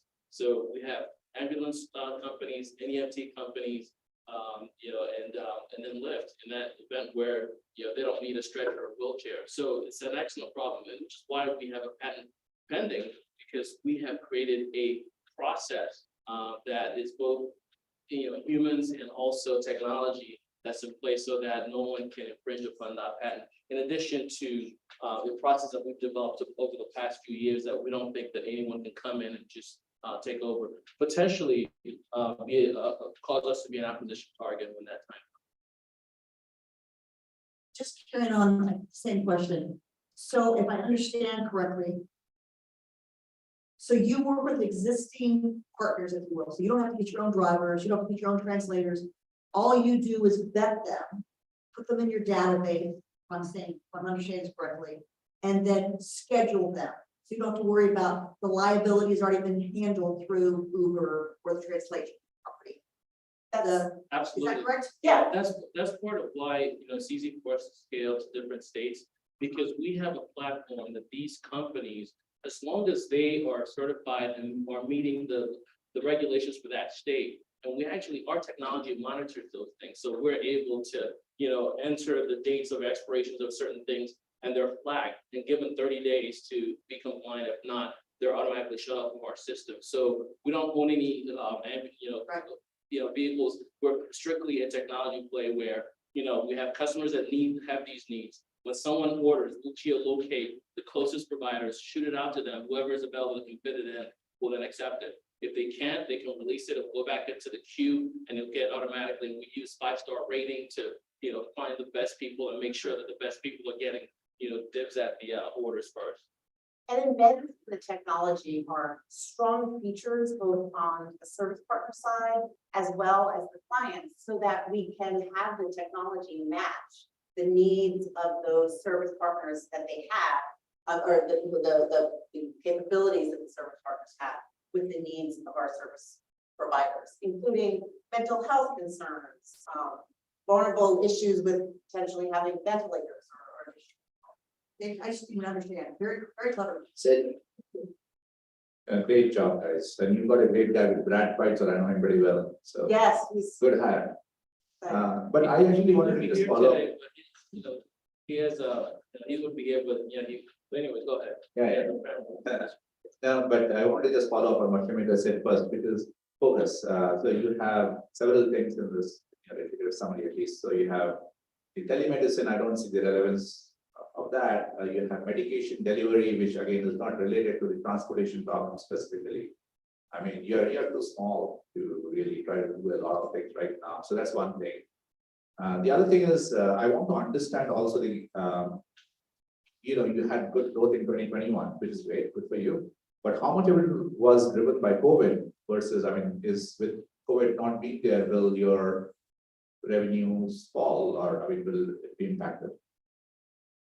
so I actually know that our revenue will grow, because what we have done since our last raise is we perfected the technology to be able to handle some of these larger scale customers that are starting to onboard now. So we grew organically with existing customers and no sales team, because our customers were referring to that. And so our app works best when facilities are open, and healthcare, of course, is always going to be open. We were able to sort of adapt, and I think to your earlier question about telemedicine, we were building a video interpretation platform for American Sign Language, so that option would be available. So when everything shut down for a couple of weeks to a month, we made that available, because we also realized that there are folks who want to invest in telemedicine platforms and have that available, but they don't want to use that for the majority of their time. So if a doctor, for example, gets sick for a week in COVID and wants to be able to not have to invest in a large telemedicine platform, they can use that and also have interpretation should that be the case. We don't push it as much. It's an opportunity for us, but right now we're just seeing growth in our transportation and interpretation. And then the prescription delivery, we already have the database of vetted drivers, and a lot of patients want to know that the medicine or the durable medical equipment that they're getting is directly from their doctor. And so this just allows that channel to stay within the healthcare system. Yeah, we were building, like Dana said, the platform for American Sign Language. And in my practice, we're using a telemedicine platform, we're paying $250 a month per physician. And it was hard for me, my patients, my team, they were tired of it. So I said, you know what, I have some engineers here, I can build something that, can do the same thing. So we built it as something that is there so that if our customer wants to use it, they can. That's continue to keep them on our platform versus going to use something else where they're paying $250 versus something that is thrown in there and they can, use it and use it to see their patient. I think this is like truly awesome. There's a huge TAM that you guys are tackling, and it's really all around mobility, and that's an area that I've put a lot into. I do have a comment, and I just have to share it. I just want to challenge you guys to think about how your patent is not remote, or that is not your differentiation. I think it's just trying to think of what are the network effects or other things. So that's more of a comment that I had to kind of verbally say. But what I'm really curious about is, what is your key revenue model? We talk about different ways in which you're monetizing, but I don't know if they're all necessary, but I'm trying to understand what is a key revenue model that's really going to unlock larger contracts. Because right now, based on the projection and everything, their ACVs are like 3K, 5K, 8K. But it's like, when do you get some really large contracts? When do you get to this really, really large number for every signed healthcare provider? And then how does that kind of translate into like the second act of like your platform play, where mobility in the healthcare system is your brilliant wedge? So those kind of Last quick response. Well, yeah. Yeah, if you don't- Yeah, I'll jump right in. So, yes, you're absolutely right. So we are now getting those large customers, like your Emory's and other, larger health plans. So ultimately, what we see is going to health insurance companies and getting contracts with them so that we can now start to build at a larger subscription where, however, the numbers of insured lives, we can go to them and say, for example, again, okay, I'll stop. United Healthcare and others have already approached us, just, and go to them and say, hey, we can take care of Alabama and Georgia, blah, blah, blah. Anyway. Transaction now, data playbooks. Yes. Those are the Awesome, let's hear it for it, Craig. Hey, fans, awesome. Told you were gonna be in for a treat. You're gonna wonder why we had to pick. We are not gonna pick. We want to invest in as many of these as we can. So those of you who have signed up, thank you, and hopefully you feel good about it. I think, see, you said it. What a way we've come. What a ways we've come. I've seen that in the 5 years I've been here in Atlanta. So I'm going to ask Shmita to bring your mic up, and we're going to have her cover. We got one more to go, and then we'll take a break. Or if you need to take a break, feel free. You're at home, and in that regard, let's have Shmita Obialo. I'm sure.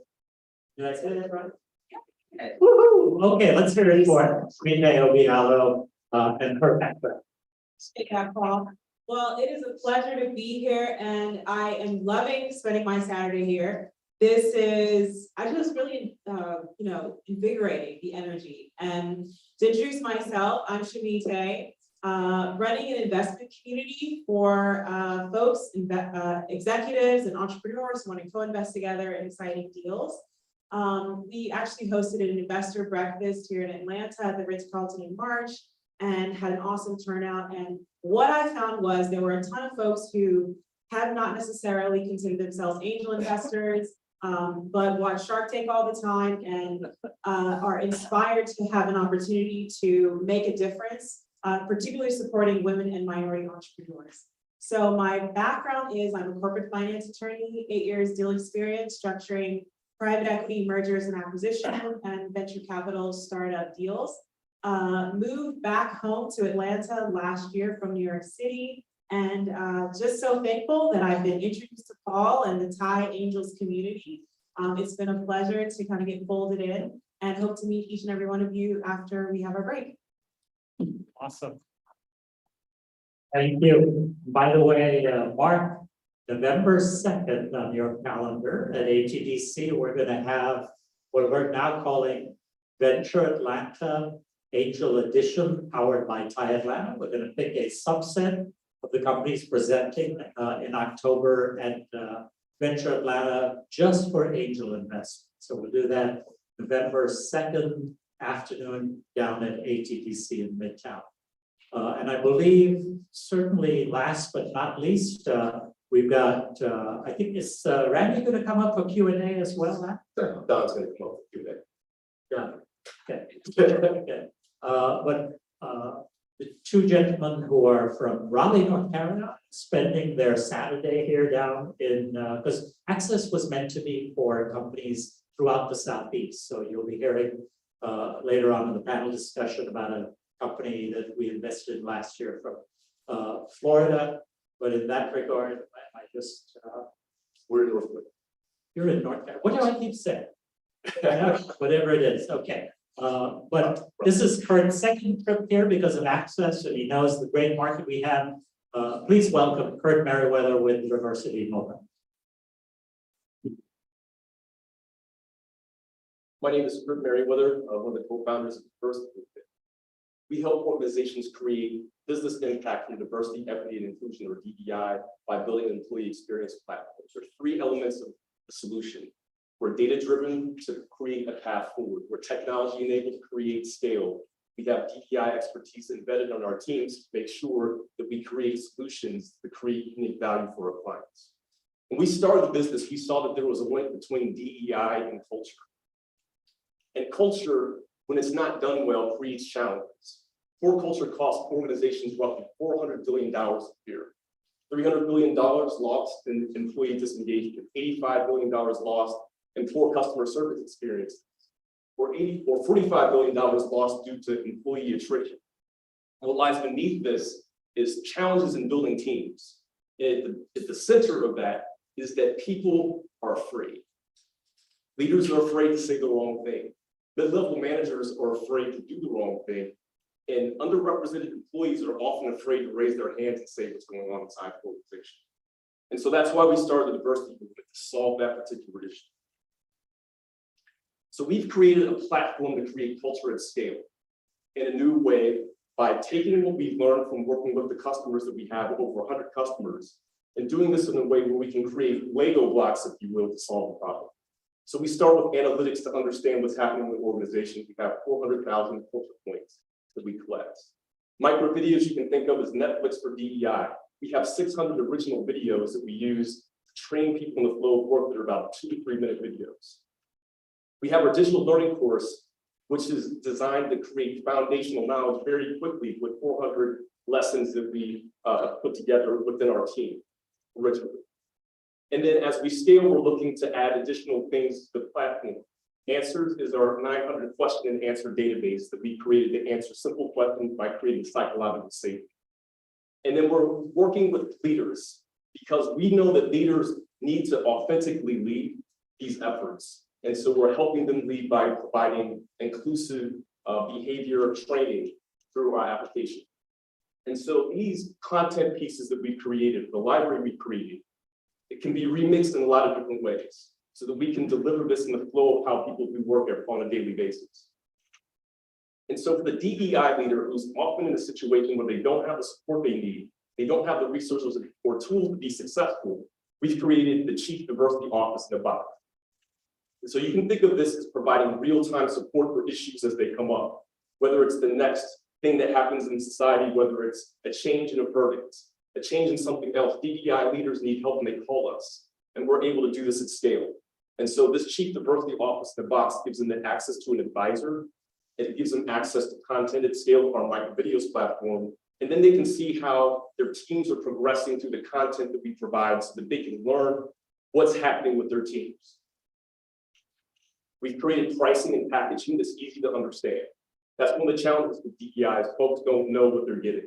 And so we want to create product reliability and consistency, starting at $10,000 a year, scaling up to about $60,000 a year. Whether you're a small team or a large enterprise, we want to service the DEI leader in those organizations by giving them what they need to be successful, all the way up to organizations that have employee resources. We're also able to start where people are, whether it's Bayada that has 26,000 employees, what we were able to do right after George Floyd was murdered, we were able to help train over 800 of their leaders, their top leaders in the organization through goals. We helped Fujifilm roll out training across the entire enterprise with our micro videos and answers platform that we're rolling out right now. And they're going to scale that to we're looking to scale that to their 23 divisions across Fuji corporate. And Orthify is an organization that is part of the Excel KKR portfolio. And they look at analytics as a way to scale culture within their organizations by comparing the culture in one organization versus another from a DEI perspective. Our traction has been significant. We were founded in May of 2020. We did $1 million in revenue in the first year. The second year, in 2021, we did $2.3 million in revenue with 100 customers. We've rolled out our DEI Navigator platform, which was recognized by Fast Company, the world-changing idea, one of 42 companies. We've raised about half of our $1.5 million seed that we're looking to raise. And we're on track to do about $4 million in revenue this year. We're about halfway there at where we are on the calendar year. We have 100 customers that lay the foundation for what we've done. And so as we've gone to market with DEI Navigator, which we just launched in March, we've been able to acquire 10 customers already. And one of those customers happens to be a law firm. Imagine doing diligence with a law firm to get through their process. And so we were able to do that well. And we're scaling not only impact inside their organization, but partnering with some of their teams so that they can go to market. How do we make money? We start with a DEI leader with a $10,000 annual subscription that's easy to say yes to. And the scale play for us is to be able to work with the organizations on a per employee per month basis. So for large organizations, as we roll out micro videos, for example, then we have an opportunity to scale and kind of land and expand in that account. And if you look at how we're tracking, we're looking to do about $25 billion by 2026. And the consulting to product mix is starting to shift. And so we use consulting as a way to create content. We use consulting to develop customer intimacy. And so then we're able to do that in a way where it's paid for R&D and marketing for us. So the margins on the product side of the business are very attractive at around 70%. The market opportunity is significant. We're able to address a large total addressable market.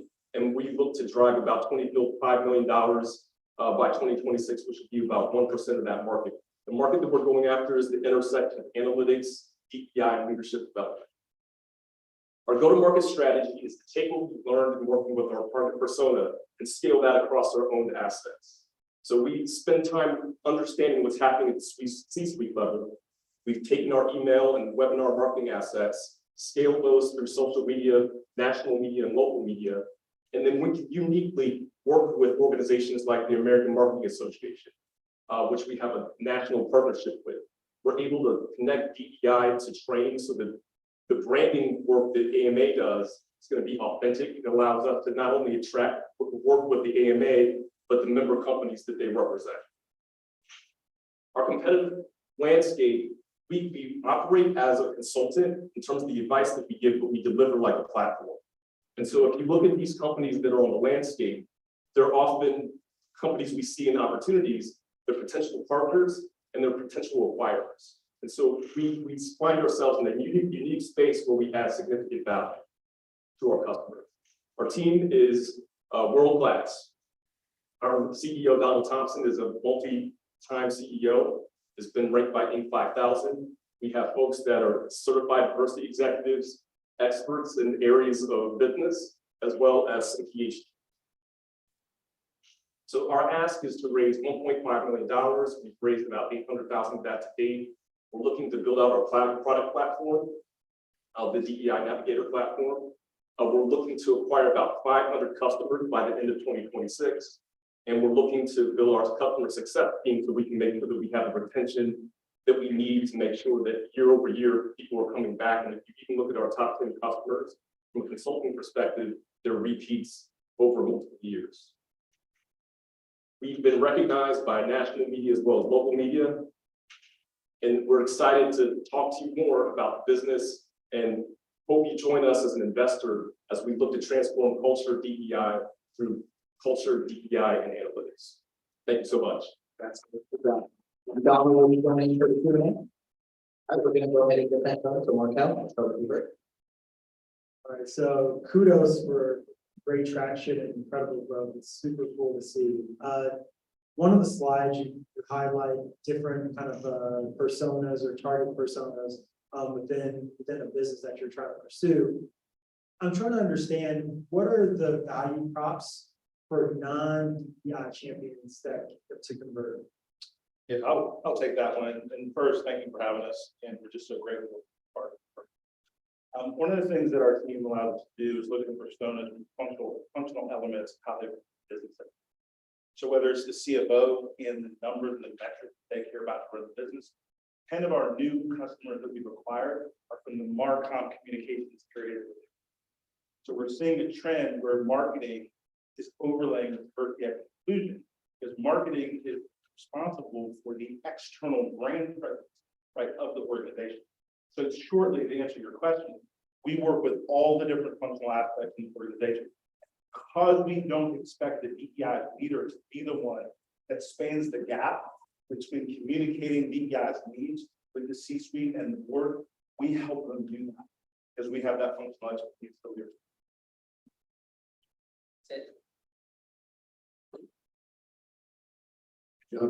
Good job, guys, and thanks for making the drive down today.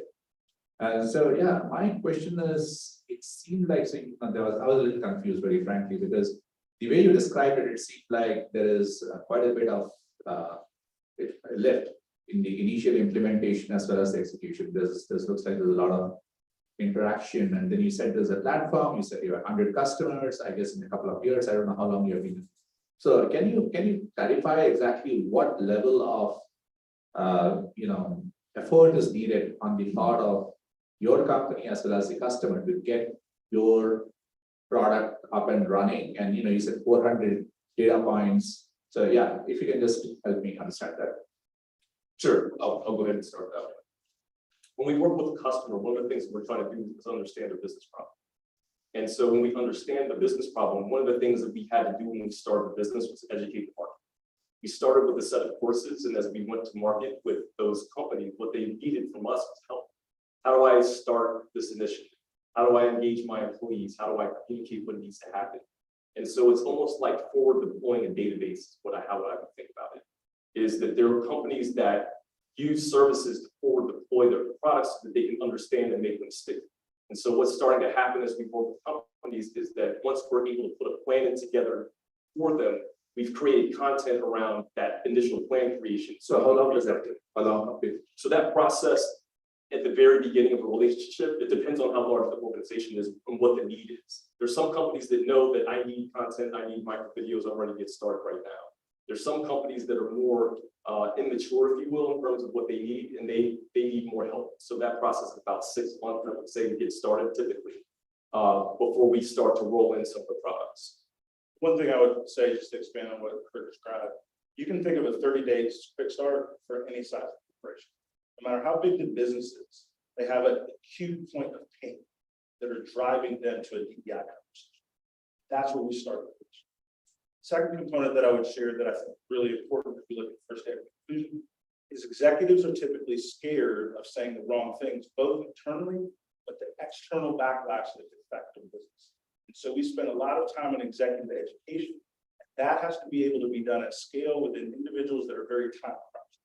That's why we created a lot of video content for very small bite size, so that we can create an appetite that creates more and more information hunger, one conversation at a time. And that's something that we've proven out over the last couple of years, working all the way from the C-suite to the DEI leader, but most importantly, to the frontline professionals, right, that actually need the help.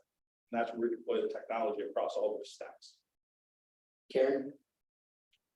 Nice job, nice job. So I'm gonna continue on Sid's question. So 4 million, give or take, 100 customers, give or take, about right? 4 million is our projection for Projection, this okay. year. We're halfway to it, so our numbers would indicate we're on track. So 20,000 in my number. 20,000 plus or minus per customer, give or take? Yeah, about $25,000. So, quick question. What I think I heard you say is, good news is, when you go with the customer, part of doing the consulting for them, Right. it then becomes content for next customer, or customer 5. Is it proprietary? The content that we create is they're asking us a question. So is our content proprietary? It's coming to you, Correct. So it's originally created, we own the content. So it's our IP. okay, and so then it goes, I'm really asking the question of scalability, that's what I'm trying to get my answer on. So let me answer the scale question. Let's use a live customer as the best case study. Let's talk about Vaco, which is in the talent acquisition space. They're really not a corporation. Their home office is a customer for our DEI Navigator, $10,000 a year. They're head of DEI. Their local Raleigh office also acquired a DEI subscription for their leadership, their 100 folks in Raleigh, North Carolina. They have 42 other offices.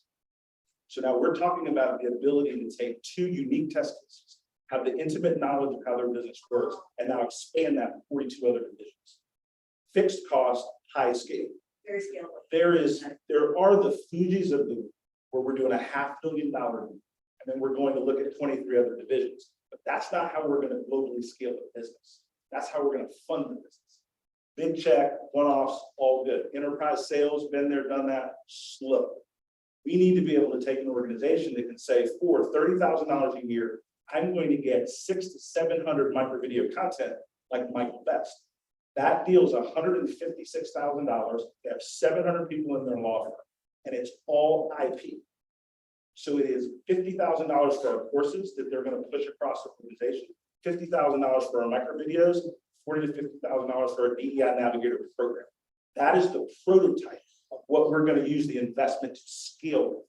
What we've done, because nobody would understand how to value our business, we took the first 12 to 18 months to win in the marketplace, so that we know what to build and scale, because we have the relationship with clients, CFO level, CMO level, board of directors. And that's how we think we're very, very equipped to. Exciting. The more that I hear, the more that I like.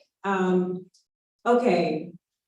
I think it would have been helpful to see a demo of these micro videos. That's just like a comment, because I'm just still like, what exactly is this? But maybe for the next time. I wanted to understand your margins, because obviously we're at 4 million, on track to be 4 million this year is very exciting. You guys have been growing very fast, but could you speak to that? And then also, could you speak to whether you think that the DEI industry is growing or shrinking, particularly given, like, did we see a George Floyd bump over the last couple of years? Is that going to continue, or is it going to contract? So I'll take that one, take the market. Okay. I'll try to be super. Okay. Will DEI continue? Is it just a fact? Diversity, equity, inclusion, and the way that we're building out the marketplace is not just about race, sexual orientation, or gender. We're talking about socioeconomic. So the folks at MedTran, for example, I'm on the board of directors of Biden Medical Center, one of the top 20 healthcare systems in the country. We're looking at how do we include more inclusivity in medicine. That includes transportation. So when you're looking at disability and inclusion, ADA compliance, you're looking at generation. The gap of what we need to become as a society in terms of how we grow with one another is not a fact. It's actually getting more and more complex, and it's on the C-level and board level strategy. Just think about ESG. Think about what's going to happen at NASDAQ, where it's going to become a requirement for this to get done. So it's not something that's had the George Floyd moment. George Floyd and Breonna Taylor and too many others were catalytic events that will now drive the conversation. So on the margin front, we are going to have a slight loss this year because we're investing in the product platform. As we look into the out years, consulting business is still a highly profitable, the margins are about 50% of the consulting business because of what we're able to charge. And because there's repeatability in the work that we're doing and we're using products to scale that, that's going to be attractive. So we look at DEI Navigator side of the business, those margins are going to be around 70%, because we can take the content that we've already created and the things that we're doing to provide service. We're hearing the same questions multiple times. And so it's easy for us to scale that business based on the strength of the platform we built, the content we built, and the fact that there are repeatable things that we can start to describe in terms of best practices. We got time for one last burning question from any of the judges. One question, anyone from once, going to sit. Yeah, what's the percentage of your revenue that comes from consulting versus the navigator? Right, so today it's about 85% consulting, 15% products. As we scale out to 2026, we think that flips to about 60% product. And 40%. Kurt, Donald, thank you very much. Go ahead. 30 seconds. Yes, please. The other thing about our platform, and I love the folks at Inclusive, we have the ability to layer other technologies in what we're doing. This fight is too big to change the way corporations work, right? To have competitors at that level. We already have relationships at the C-suite and board level, and we're trying to integrate that into how we win in the workplace. We want to have a platform that we can layer in like-minded organizations so that we can win together. If you have a sales cycle that is like this, how I can do it, right? Because it's too hard. And so what we've done from 0 to 100, we figured out how to win in an enterprise setting. If you don't know how to do that, it doesn't matter what your product is. Because you got to understand the nooks and crannies about how to win at scale, how to sell it. That's really the thing that we create as a powerful uniqueness, because we have the evidence already. Thank you for that extra. Absolutely. Thank you. That concludes all of our questions for today. All the stress from the companies is now off, and not the stress rate for the judges. So before we kind of break for our break portion of the evening, I'm going to actually have our current president, Sid Mukherjee, and our judge today do an introduction. Hey, good afternoon, and first of all, fabulous job, Paul, and If you have good ingredients, et cetera, the dishes all work out, doesn't it? We have great ingredients. And yeah, thanks judges and thanks coaches. I mean, this is such a wonderful event, and I'm so glad that, we have been able to do this for the 3rd year in a row, and every year is larger than the last. So, but yeah, a little bit about me. I'm currently managing partner of Silicon Road Ventures, but sometimes I feel that my first job is being president of TiE Atlanta. Full-time job, right? My second full-time job. But it's a lot of fun, really enjoying it. I had an exit from a company a few years ago, and I'm passionate about entrepreneurship.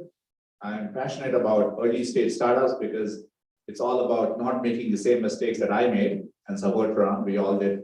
We all have that experience. And I love the city. So I'm so grateful that we have an organization like TiE, and we have programs like Access and TiE Angels and so on and so forth. And this group of companies that presented today are just such good representation of what all this goodness stands for, and how it's represented. And I'm just happy to be here. Thank you all very much.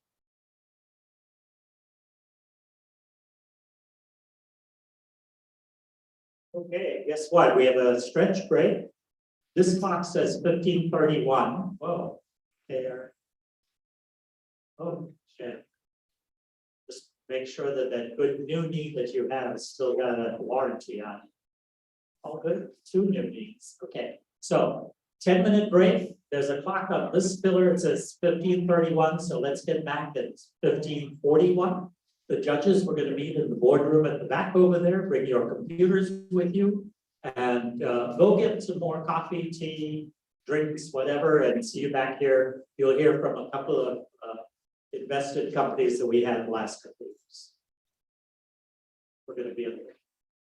And for those of you on Zoom, go grab a cup of coffee or a Coca-Cola or whatever, and we'll see you back in about 10 minutes. We leave everything running. Thank you. Gordon, if you want to play music, you're welcome to.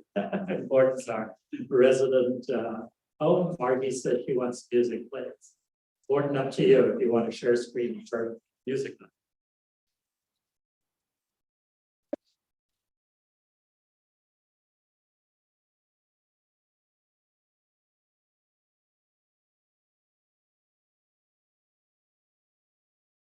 I'm sorry, Paul, were you talking to me?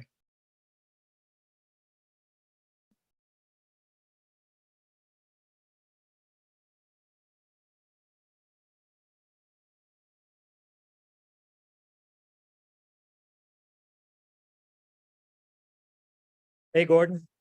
Paul, yes. Zoom with Lopez, What's that? go to Zoom with Lopez. I'm not hearing you very well through this particular one. Up to you if you want to play music, but it's more No, folks on Zoom. no. Zoom with Lopez. No, I take it back. We're gonna do my personal Zoom link and we're going to the judges room. I'll see you Okay. there. Okay, All all right, good. So we'll be back in 10 minutes.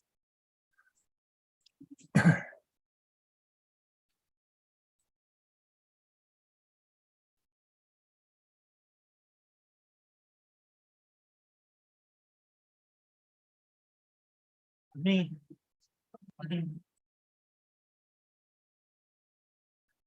Just 1 second.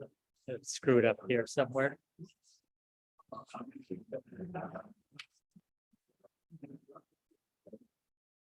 No, I wasn't, I never know how to close things out. What are you trying to do? Just enlarge the Oh, sorry. screen or whatever. Screens enlarged? There you go. And Okay, is it still recording? you'll take over. It is still recording, correct? Or you can pause, but then you have to remember to start. Recording stopped. Yeah. Panel. Sure. We thought like, You'll do that on 20 minutes, panel discussion, I'll get them going. So, all here.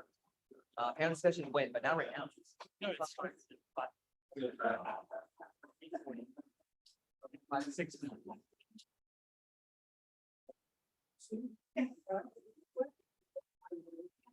Yeah.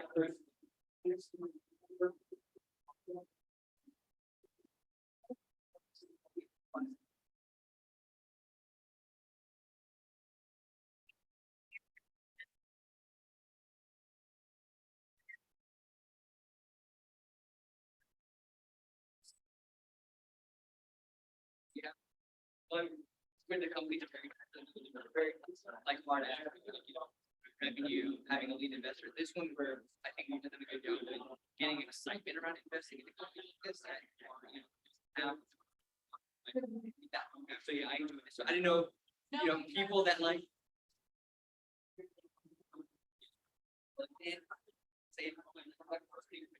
thank you.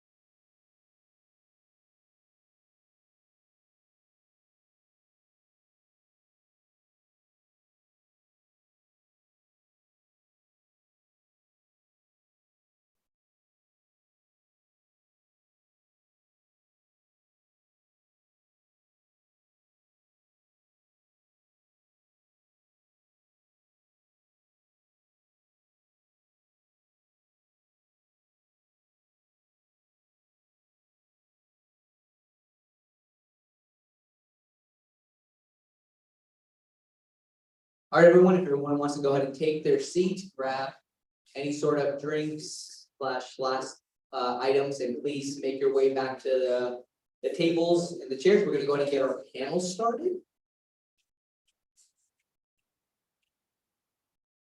I don't know where the clicker is. If everyone can go ahead and take a seat, we'll go ahead and get our panel started. Maya, Ariana, if there's anyone outside, we can get them in. Sebastian, if there's anyone outside, if we can get them into the room, we'll go ahead and get started. Folks in the back, if you guys can please go ahead and take a seat. Great.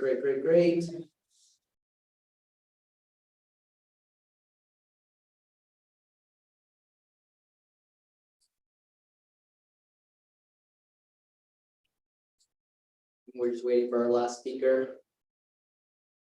If not, this will be a nice fireside chat. It's gonna be a fireside chat. We have about 30 minutes starting in a minute.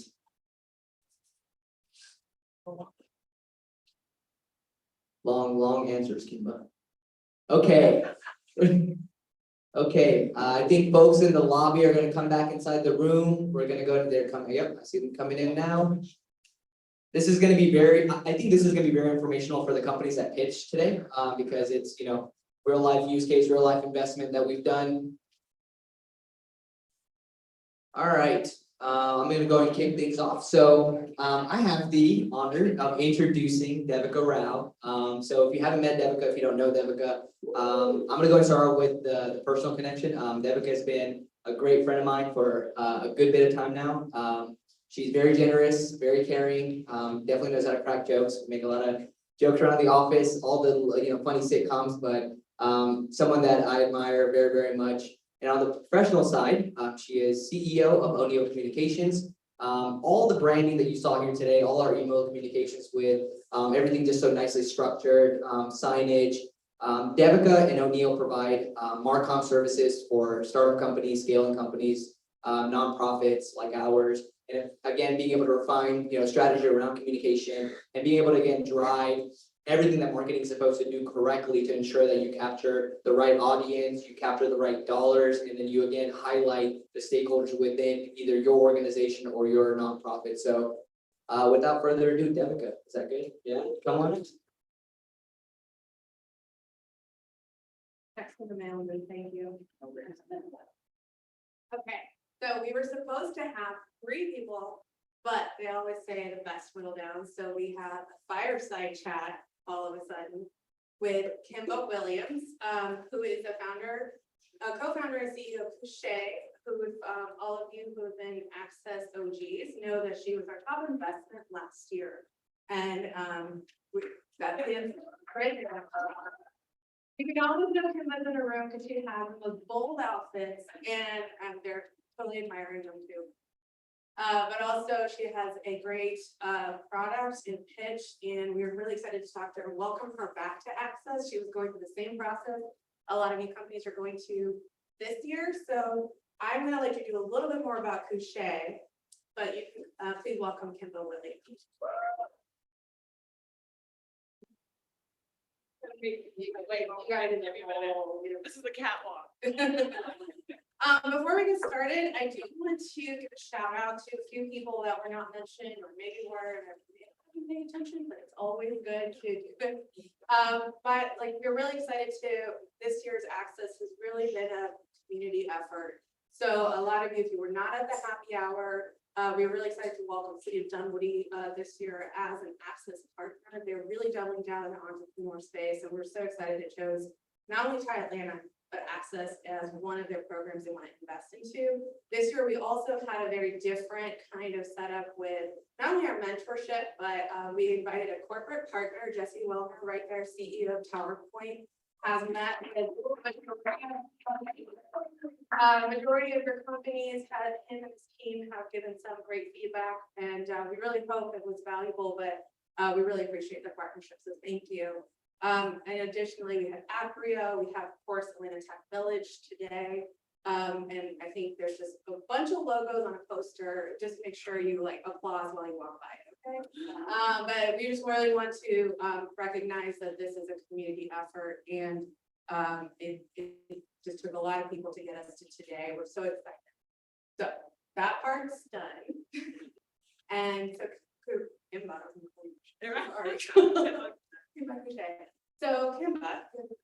Let's see, testing 1, 2. so like I said earlier, Kimba is, was our Access 2021 company. She was our top investment. Then she got to go to Dubai and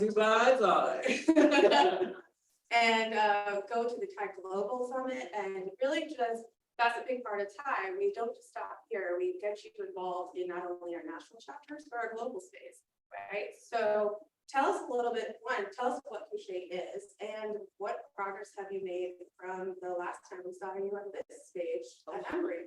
Whoa, okay. Y'all got time? I think we have time. So first of all, thank you so much, Devika, and TiE Access for having me back. I feel like this is the time for me to take my reigning champion crown and pass it to the rest of you. So congratulations and good luck to the companies that have presented today. I'm sorry I didn't get to hear your pitches, but I'm sure you're fabulous. So yes, my name is Kimba Williams, and I'm CEO and co-founder of Couché. Last year, we were very fortunate. I was very fortunate to raise $1.3 billion for our initial seed round investment, which made me actually one of the first 100 Black women to do so in the world. So I'm very proud of that fact. Thank you so much. And it's a really cool club to be in, but I'm sad because it's a shame that there's only 100 Black women who have been able to do that. And so TiE Access had a huge part to play and a large investment for Couché, and I'm super grateful for that. And looking forward to supporting, the other things that TiE Access is doing to support particularly minority and women-owned businesses. It's tough out here. This year is bananas. World's going to hell in a handbasket, but we're still here. So Couché, now we're all grown, right? We're having children. Can I be real? Can I be honest? Because I'm no? Okay, very good. So let me help y'all with Couché. So first of all, Couché is very indicative of what it is. We are the first and only OBGYN developed full line of natural products for the women's intimate space. So we literally took the word coochie and made it fancy, like don't overthink. Okay, very good. So for the ladies out there that are giggling and sniggling, that was for you. So we wanted to do, when Dr. Barbara McLaren and I got together, we met on the girls trip. So I had to shout out my bestie, Keisha James, in the coral jacket. She introduced me and my co-founder about 6 years ago. We met on the girls trip. It was a cruise. And I came from the pharmaceutical space. And I really, for the last 15 years in pharmaceuticals, had gotten sick and tired of being in the space of sickness. We really wanted to move into a more proactive wellness environment. But I had no idea what that looked like. I was entrepreneurial in spirit, but I was chained to the corporate machine and all the things that come with that, the benefits and the ooh la la, and the credit cards and the company cars. So it was a hard leash to cut. But when I met Dr. Barbara McLaren, she was an OBGYN, and I was like, hey, listen, I'm a pharmaceutical rep. Now, if you guys know anything about pharmaceutical reps, we're all kind of cute. And go around our little bags talking to doctors about the latest and greatest in medicine. And so there's a bit of an idea of who we are, right? But I took my job very seriously. I loved understanding the science and the chemistry around medicine, but I knew that looking at people who were absolutely relying on medicines every day was really not where I wanted to be. So I started detoxifying my whole life. I went 0 to 100. I started cloth diapering my kids. I was making my own baby food. My husband was like, "You've lost it." And I was like, "No." He's like, "Okay, great, baby." Anyway, but health is wealth, right? And I think you guys would agree. So that was sort of my journey, and I was looking forward to doing something more in the health space. So when I met Dr. Barb, as we in fact call her Dr. Barbara McLaren, I said, well, listen, I know you're a doctor and all. I have a lot of doctor friends because I'm in pharma. But, I'm having a hard time detoxifying areas of my life outside of hair. Like a lot of shampoo companies had gotten hip to natural products. People were talking about no parabens, no sulfates. If you guys are sort of in that world, you'll know. I could find skincare, but I wasn't able to find stuff down there. And I said, you're an OBGYN, what do you recommend? What can you help me? And she says, well, to be honest, I know I'm a doctor. And this is my space as an OB, but I am just coming off of a diagnosis of breast cancer, and my jaw dropped. She went on to tell me that at the age of 38, without the advice of her own doctor, she felt like something was wrong. went to a doctor who refused to write her a script for a mammogram because she was too young and had no family history. So thankfully, as a doctor, she wrote her own prescription. Did realize that the diagnosis was true cancer, that were malignant tumors in both breasts, and she underwent a double mastectomy to save her life. And so it was an aha moment and very, very unique perspective as a doctor, because while by day she was helping save the lives of women, by night she was fighting for her own life. And it was then that she decided, I'm in the business of wellness, but we have to do more. I had to advocate for myself more so than I needed to. And I also truly realize now that there are toxins that attack our bodies every single day that we're not aware of. Did you know that over 300 chemical toxins attack women's bodies every day? And it's because of all, sorry ladies, the lotions and potions and lipsticks that we wear every single day, right? Everything probably has about 10 ingredients, and half of those are probably synthetic chemicals. So they're quite dangerous. And they've been linked to breast cancer, cervical cancer, ovarian cancer, you name it. And so she says, I am actually on the same journey of looking to do more for women, and I don't know what to do. So we were like, ta-da! We didn't know what to do though. We started a YouTube channel. We started talking to women like, hey ladies, here's the truth about down there, and be comfortable. And then women started asking questions. Well, what do you guys recommend we use? What do, I don't want the lotions and potions that have chemicals that are toxic. What do we do? And we're like, well, I don't really know, because everything out here is kind of trash. So we started developing Couché. We kept the name secret for a year. But 1 year later, we went on that same girls trip, brought Dusty back again. We all had Couché t-shirts. We had these little rinky dinky bottles of what is now known as Couché. It was our global launch back in 2017. And that's how Couché started. So that's our story. Long, but hopefully interesting. Few giggles, few sniggles in there. So that's the rest they say is Couché. And I know you have like a part 2, but I'll let you do that again. Yes, it is. So we both needed it, right? We just didn't know what to do about it. And then of course, I'm the business brain and she's the science brain. And so we added Mother Nature to the mix. And so that's where Couché came from. By the way, it's a question. Oh, please be interactive. Be interactive,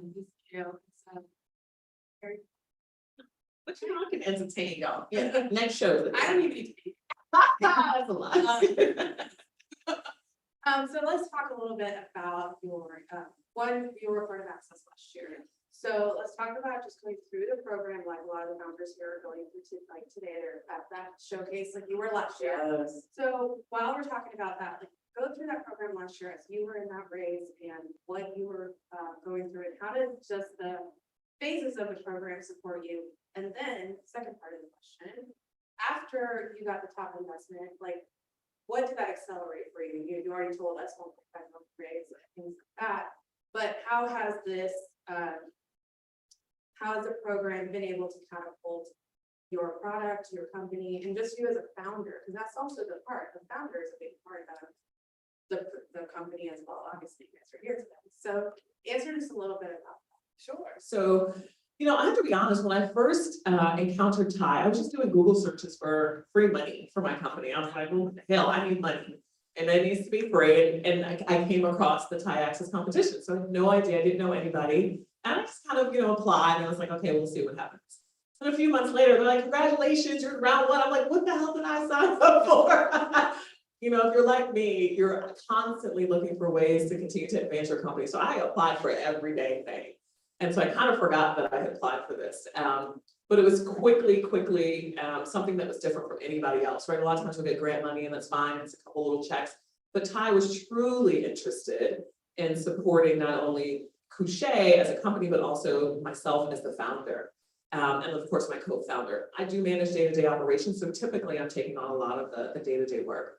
And one of the best things that I was blessed with TiE was someone that is a very good friend and mentor of mine and is now on my board, Suhas Apti. I'll give it up for Suhas. Suhas is like the grandfather of TiE down in Tampa. And I'm a bit of a special Susie, like all the time, y'all. Like something happens different to me all the time. But so it comes to find out that TiE Tampa and TiE Atlanta were combining forces last year. And so they kind of wrestled for me. They were like, no, she's ours. They're like, no, she's ours. I'm like, that's fine, guys. I can be your both. So I still belong to both Tampa and Atlanta, which is because my headquarters. Yeah. My headquarters is in Florida, but of course, TiE Atlanta was kind of leading the charge. So I'm a bit of a dual baby. But the first thing they decided to do was pair us with mentors. Suhas was one of them, and I've clung to him ever since. And so I'm not letting him go. I think he knows that. So the mentorship has been phenomenal. And there have been so many other awesome people. Paul Lopez, because I swear he's everybody's granddaughter. Like, give it up for Paul. I love Paul. He knows I call him everybody's granddad. He is so amazing, so supportive. And so as we went through the process, they just made sure that we were super prepared to really just tell our story and encourage the judges, to pick you as a winner. That's what you want. So gratefully, I was victorious, but it was kind of unfair because I won a lot of pitches. So there's that. But but remember, I was in sales for over 20 years, and so that's kind of my thing. So put on your sales hat, because this is what it's going to be all the time with your company. Constantly pitching, constantly selling, constantly telling your story. If you haven't gotten good at that, let's get good at that, because that's the only reason why I was able to raise the money, because I was able to tell the story. I will tell you that every check that was written was from either TiE or my lead investor, and TiE came through like a force. So even so even after TiE Access, then there were other chapters of TiE that got wind, and they were like, she's fantastic, her company's fantastic. I got investments from TiE San Francisco, TiE Northeast, Boston. I mean, I have so many TiE fans, and they made up, the majority. Outside my lead investor, it was all TiE. And so you have no idea of what this network is made up of until you get in it and you realize that these guys and gals that make up TiE are a force to be reckoned with. And again, had never heard of TiE, and now it's like, I'm a TiE baby. So when I won TiE Access last year, which was phenomenal, they shipped me off to Dubai. I'd never been to Dubai, and I was like, this will be on the bucket list. And then I was like, no. So I had my little, conservative dresses, my little head wrap, and I was trying to be, very cognizant of the culture and things. And I had a blast. And I don't know, is that the opportunity this year? Should I not talk about Dubai? Okay, well, India. Oh, wow. Okay, so you guys are going to India. Well, I loved Dubai. It was fantastic. Ask me later. But after that, it was like, now I got to get back to the business of closing this round. And I will tell you that raising this money was the hardest thing I have ever done in my whole damn life. Like, can I curse on here? No, anyway. It was tough. It was tough. And I am a New Yorker. I feel like I could battle with the best of them. I'm a mom. I have 3 children, ages 9 to 19. So, I've been through teenage phase and they're all boys. I was an amateur boxer. I have a husband, like, I can fight. But this was one of the toughest fights that I had ever faced, but it was certainly worth it. I realize now why there's a tiny little cool kids club of folks we could raise, because it's not easy. So be kind to yourselves, have grace with yourselves, be patient with the process, and please surround yourself with people who really, really are cheering for you, because you're going to need that. Okay, those days in the class when you want to cry, you're going to need that. So just say. Okay, I know the judges have scored come back, so still see you. I know, that's okay, sorry. I wanted to ask you quick questions. You're talking about this is one of the hardest things you've ever done. You all are going to continue doing this, right? You're all going to continue raising, you're going to continue meeting VCs and investors. So tell me and tell everyone else, really, what do you do with the feedback? How do you transmute that to get better in your pitches to continue raising the way you are? I think what I did to fast track, so I'll give you a bit of a timeline. So I decided to raise in March of last year. I took part in an accelerator that unfortunately doesn't even exist anymore. It's so sad. It was called Founder Gym, but it was there to support underserved representatives. Are you familiar with Founder Gym? Oh, did you love Founder Gym? I loved it, but they're gone. You know this. Anyway, we'll talk. Okay, so Founder Gym's gone, but they were all about helping underserved founders understand the business of raising money, right? So they taught you from nuts to bolts, A to Z and more, about how to walk the walk, talk the talk. I had zero clue. I was like, I don't want to raise. And it was really because I didn't know how to. So you go through this 6-week accelerator process rather. And then I felt like I was ready to raise. So by May of 2021, I was ready to raise. And I was able to close my round in December. That usually doesn't happen. Now I know that's pretty fast. People will give themselves at least a year. I was giving myself at least a year, but I was like, I'm gonna do this now, yeah. Listen, I gotta get it done. I got things to do. Yeah, so it took me about 7 months to finish the raise. But what was the other part of your question? See, now I'm going off on a tangent. Just when you're listening to. Oh, the feedback. Investors, Yes, feedback, because okay. that has to go into your next. It does. So now it's funny because I talked to a girlfriend of mine that had raised and she said her magic number was, I think, 89. So it took her 89 conversations before she got her first yes. I haven't gone back to do my number, but I'm past 80. So I want to say I'm between 80 and 90 something. But it took that long to get the first yes. So conversation number 1, by the time you get to 15, you want to cry. By the time you get to 30, you want to die. Like, it's the thing. So this is that whole roller coaster. By the time you get to 40, you're like, I quit. By the time you get to 60, you're like, this is dumb. But you gotta keep going. And I had a friend of mine who called me, it's like, I just want to pick your brain. And I've talked to a few investors and it's not going well. I'm like, what do you mean by a few? She's like, I've talked to like 5. I'm like, girl, call me back. Because you ain't even trying. You're not trying. Okay. I was like, get to 75 and then call me, right? So it does take some time, but every iteration is different. And based on the feedback you get, you have to begin to do a better job of answering the questions that you weren't able to answer the first time. But be very, very specific about who you go after. You have to be strategic. First, I was kind of wetting my whistle with people who don't really invest in either, Black founders or women founders or even CPG companies. So I wanted to start getting the feedback with people who didn't really matter to me, right? Like it wasn't a total loss. You've got to have a little practice. And after the practice rounds, I think I did maybe like 20 or 30 of those. I felt more confident. And then I was specifically looking for, VCs or investors who were going after women-owned companies, Black-owned companies, or consumer products. Period, end of story, I ain't got time. Because if you're not laser focused, you're running around and people will waste your time, right? Every investor is not as, I don't know what the word is, but some of them don't even have funds. Like you start to learn right? And so I got them hand claps, like you waste. Recording in progress. Act like they got money and they're like, well, so what's up with your fund? How much you raising? And they're like, oh, well, right now. You're like, serious? So yeah, and those are questions you need to ask. Do you have an active fund? Are you raising, right? What does that look like? What's your history? Who's in your portfolio? I looked at portfolios that were like nothing to do with CPG. And I'm like, oh, we're interested, but do you really want to be here? So be sure that you're not wasting their time and certainly be sure you're not wasting yours.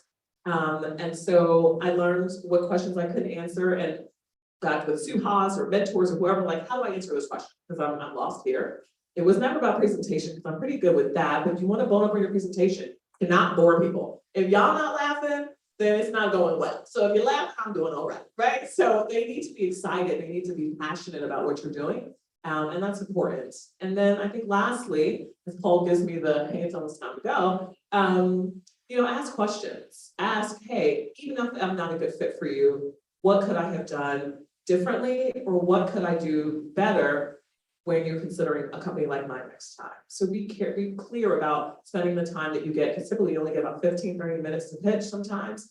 Use that time wisely. So good luck to you guys, congratulations. And I'm here for a few minutes afterwards for questions. So happy to connect. Well, thank you so much. Thank you so much. A little bit after the formalities.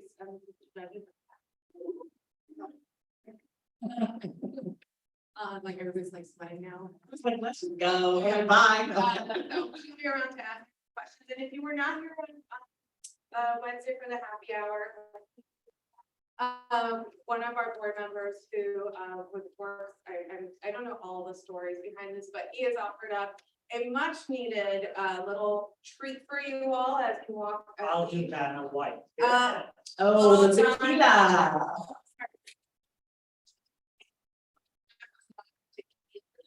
For you to take home. Oh my God. But yeah, enjoy. At least one for everybody as you ask. Yeah, so please, Just don't drink it in the car. There you go. Liability insurance. Thanks, everyone. Congratulations.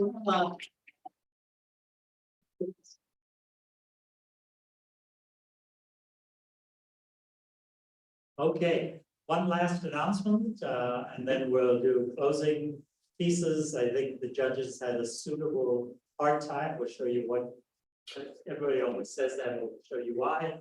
In that regard, there is a program on September 30th. But it's all day, it's at the Atlanta Marriott Perimeter. It goes from like 8:30 or 9. It's today, but everybody in the audience is an entrepreneur, a VC or whatever. We've done this now. How many years, Amin? Have we run TiE?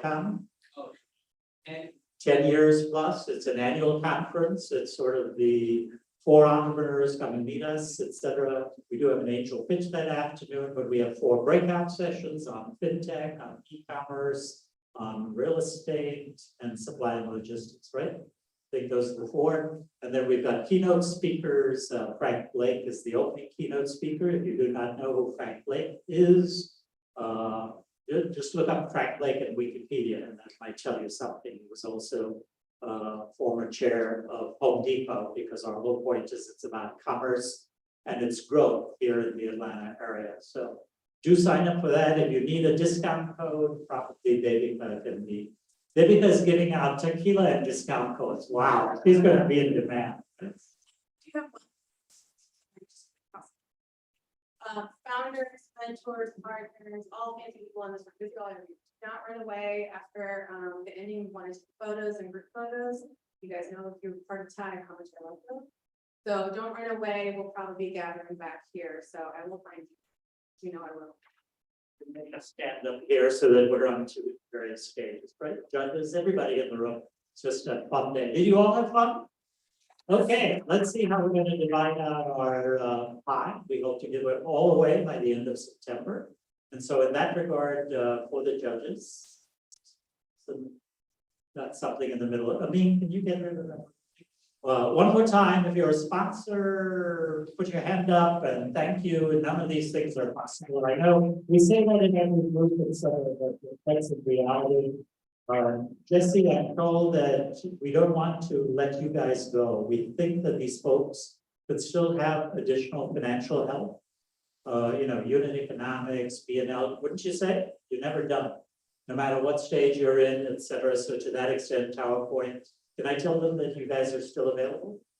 Okay. And someday, if you want to use them as a company to be one of your partner vendors, et cetera, that's part of the reason they do this. Certainly, they do it initially at no charge, but certainly an opportunity, just like you found out from TriNet on the workshop, GKO Box. So just a number of partners, et cetera, in that regard. Okay, let's see. How are we going to divide out the pie? None of this is a commitment. It's just like any fund. We call it a mini fund because it has a start and stop date.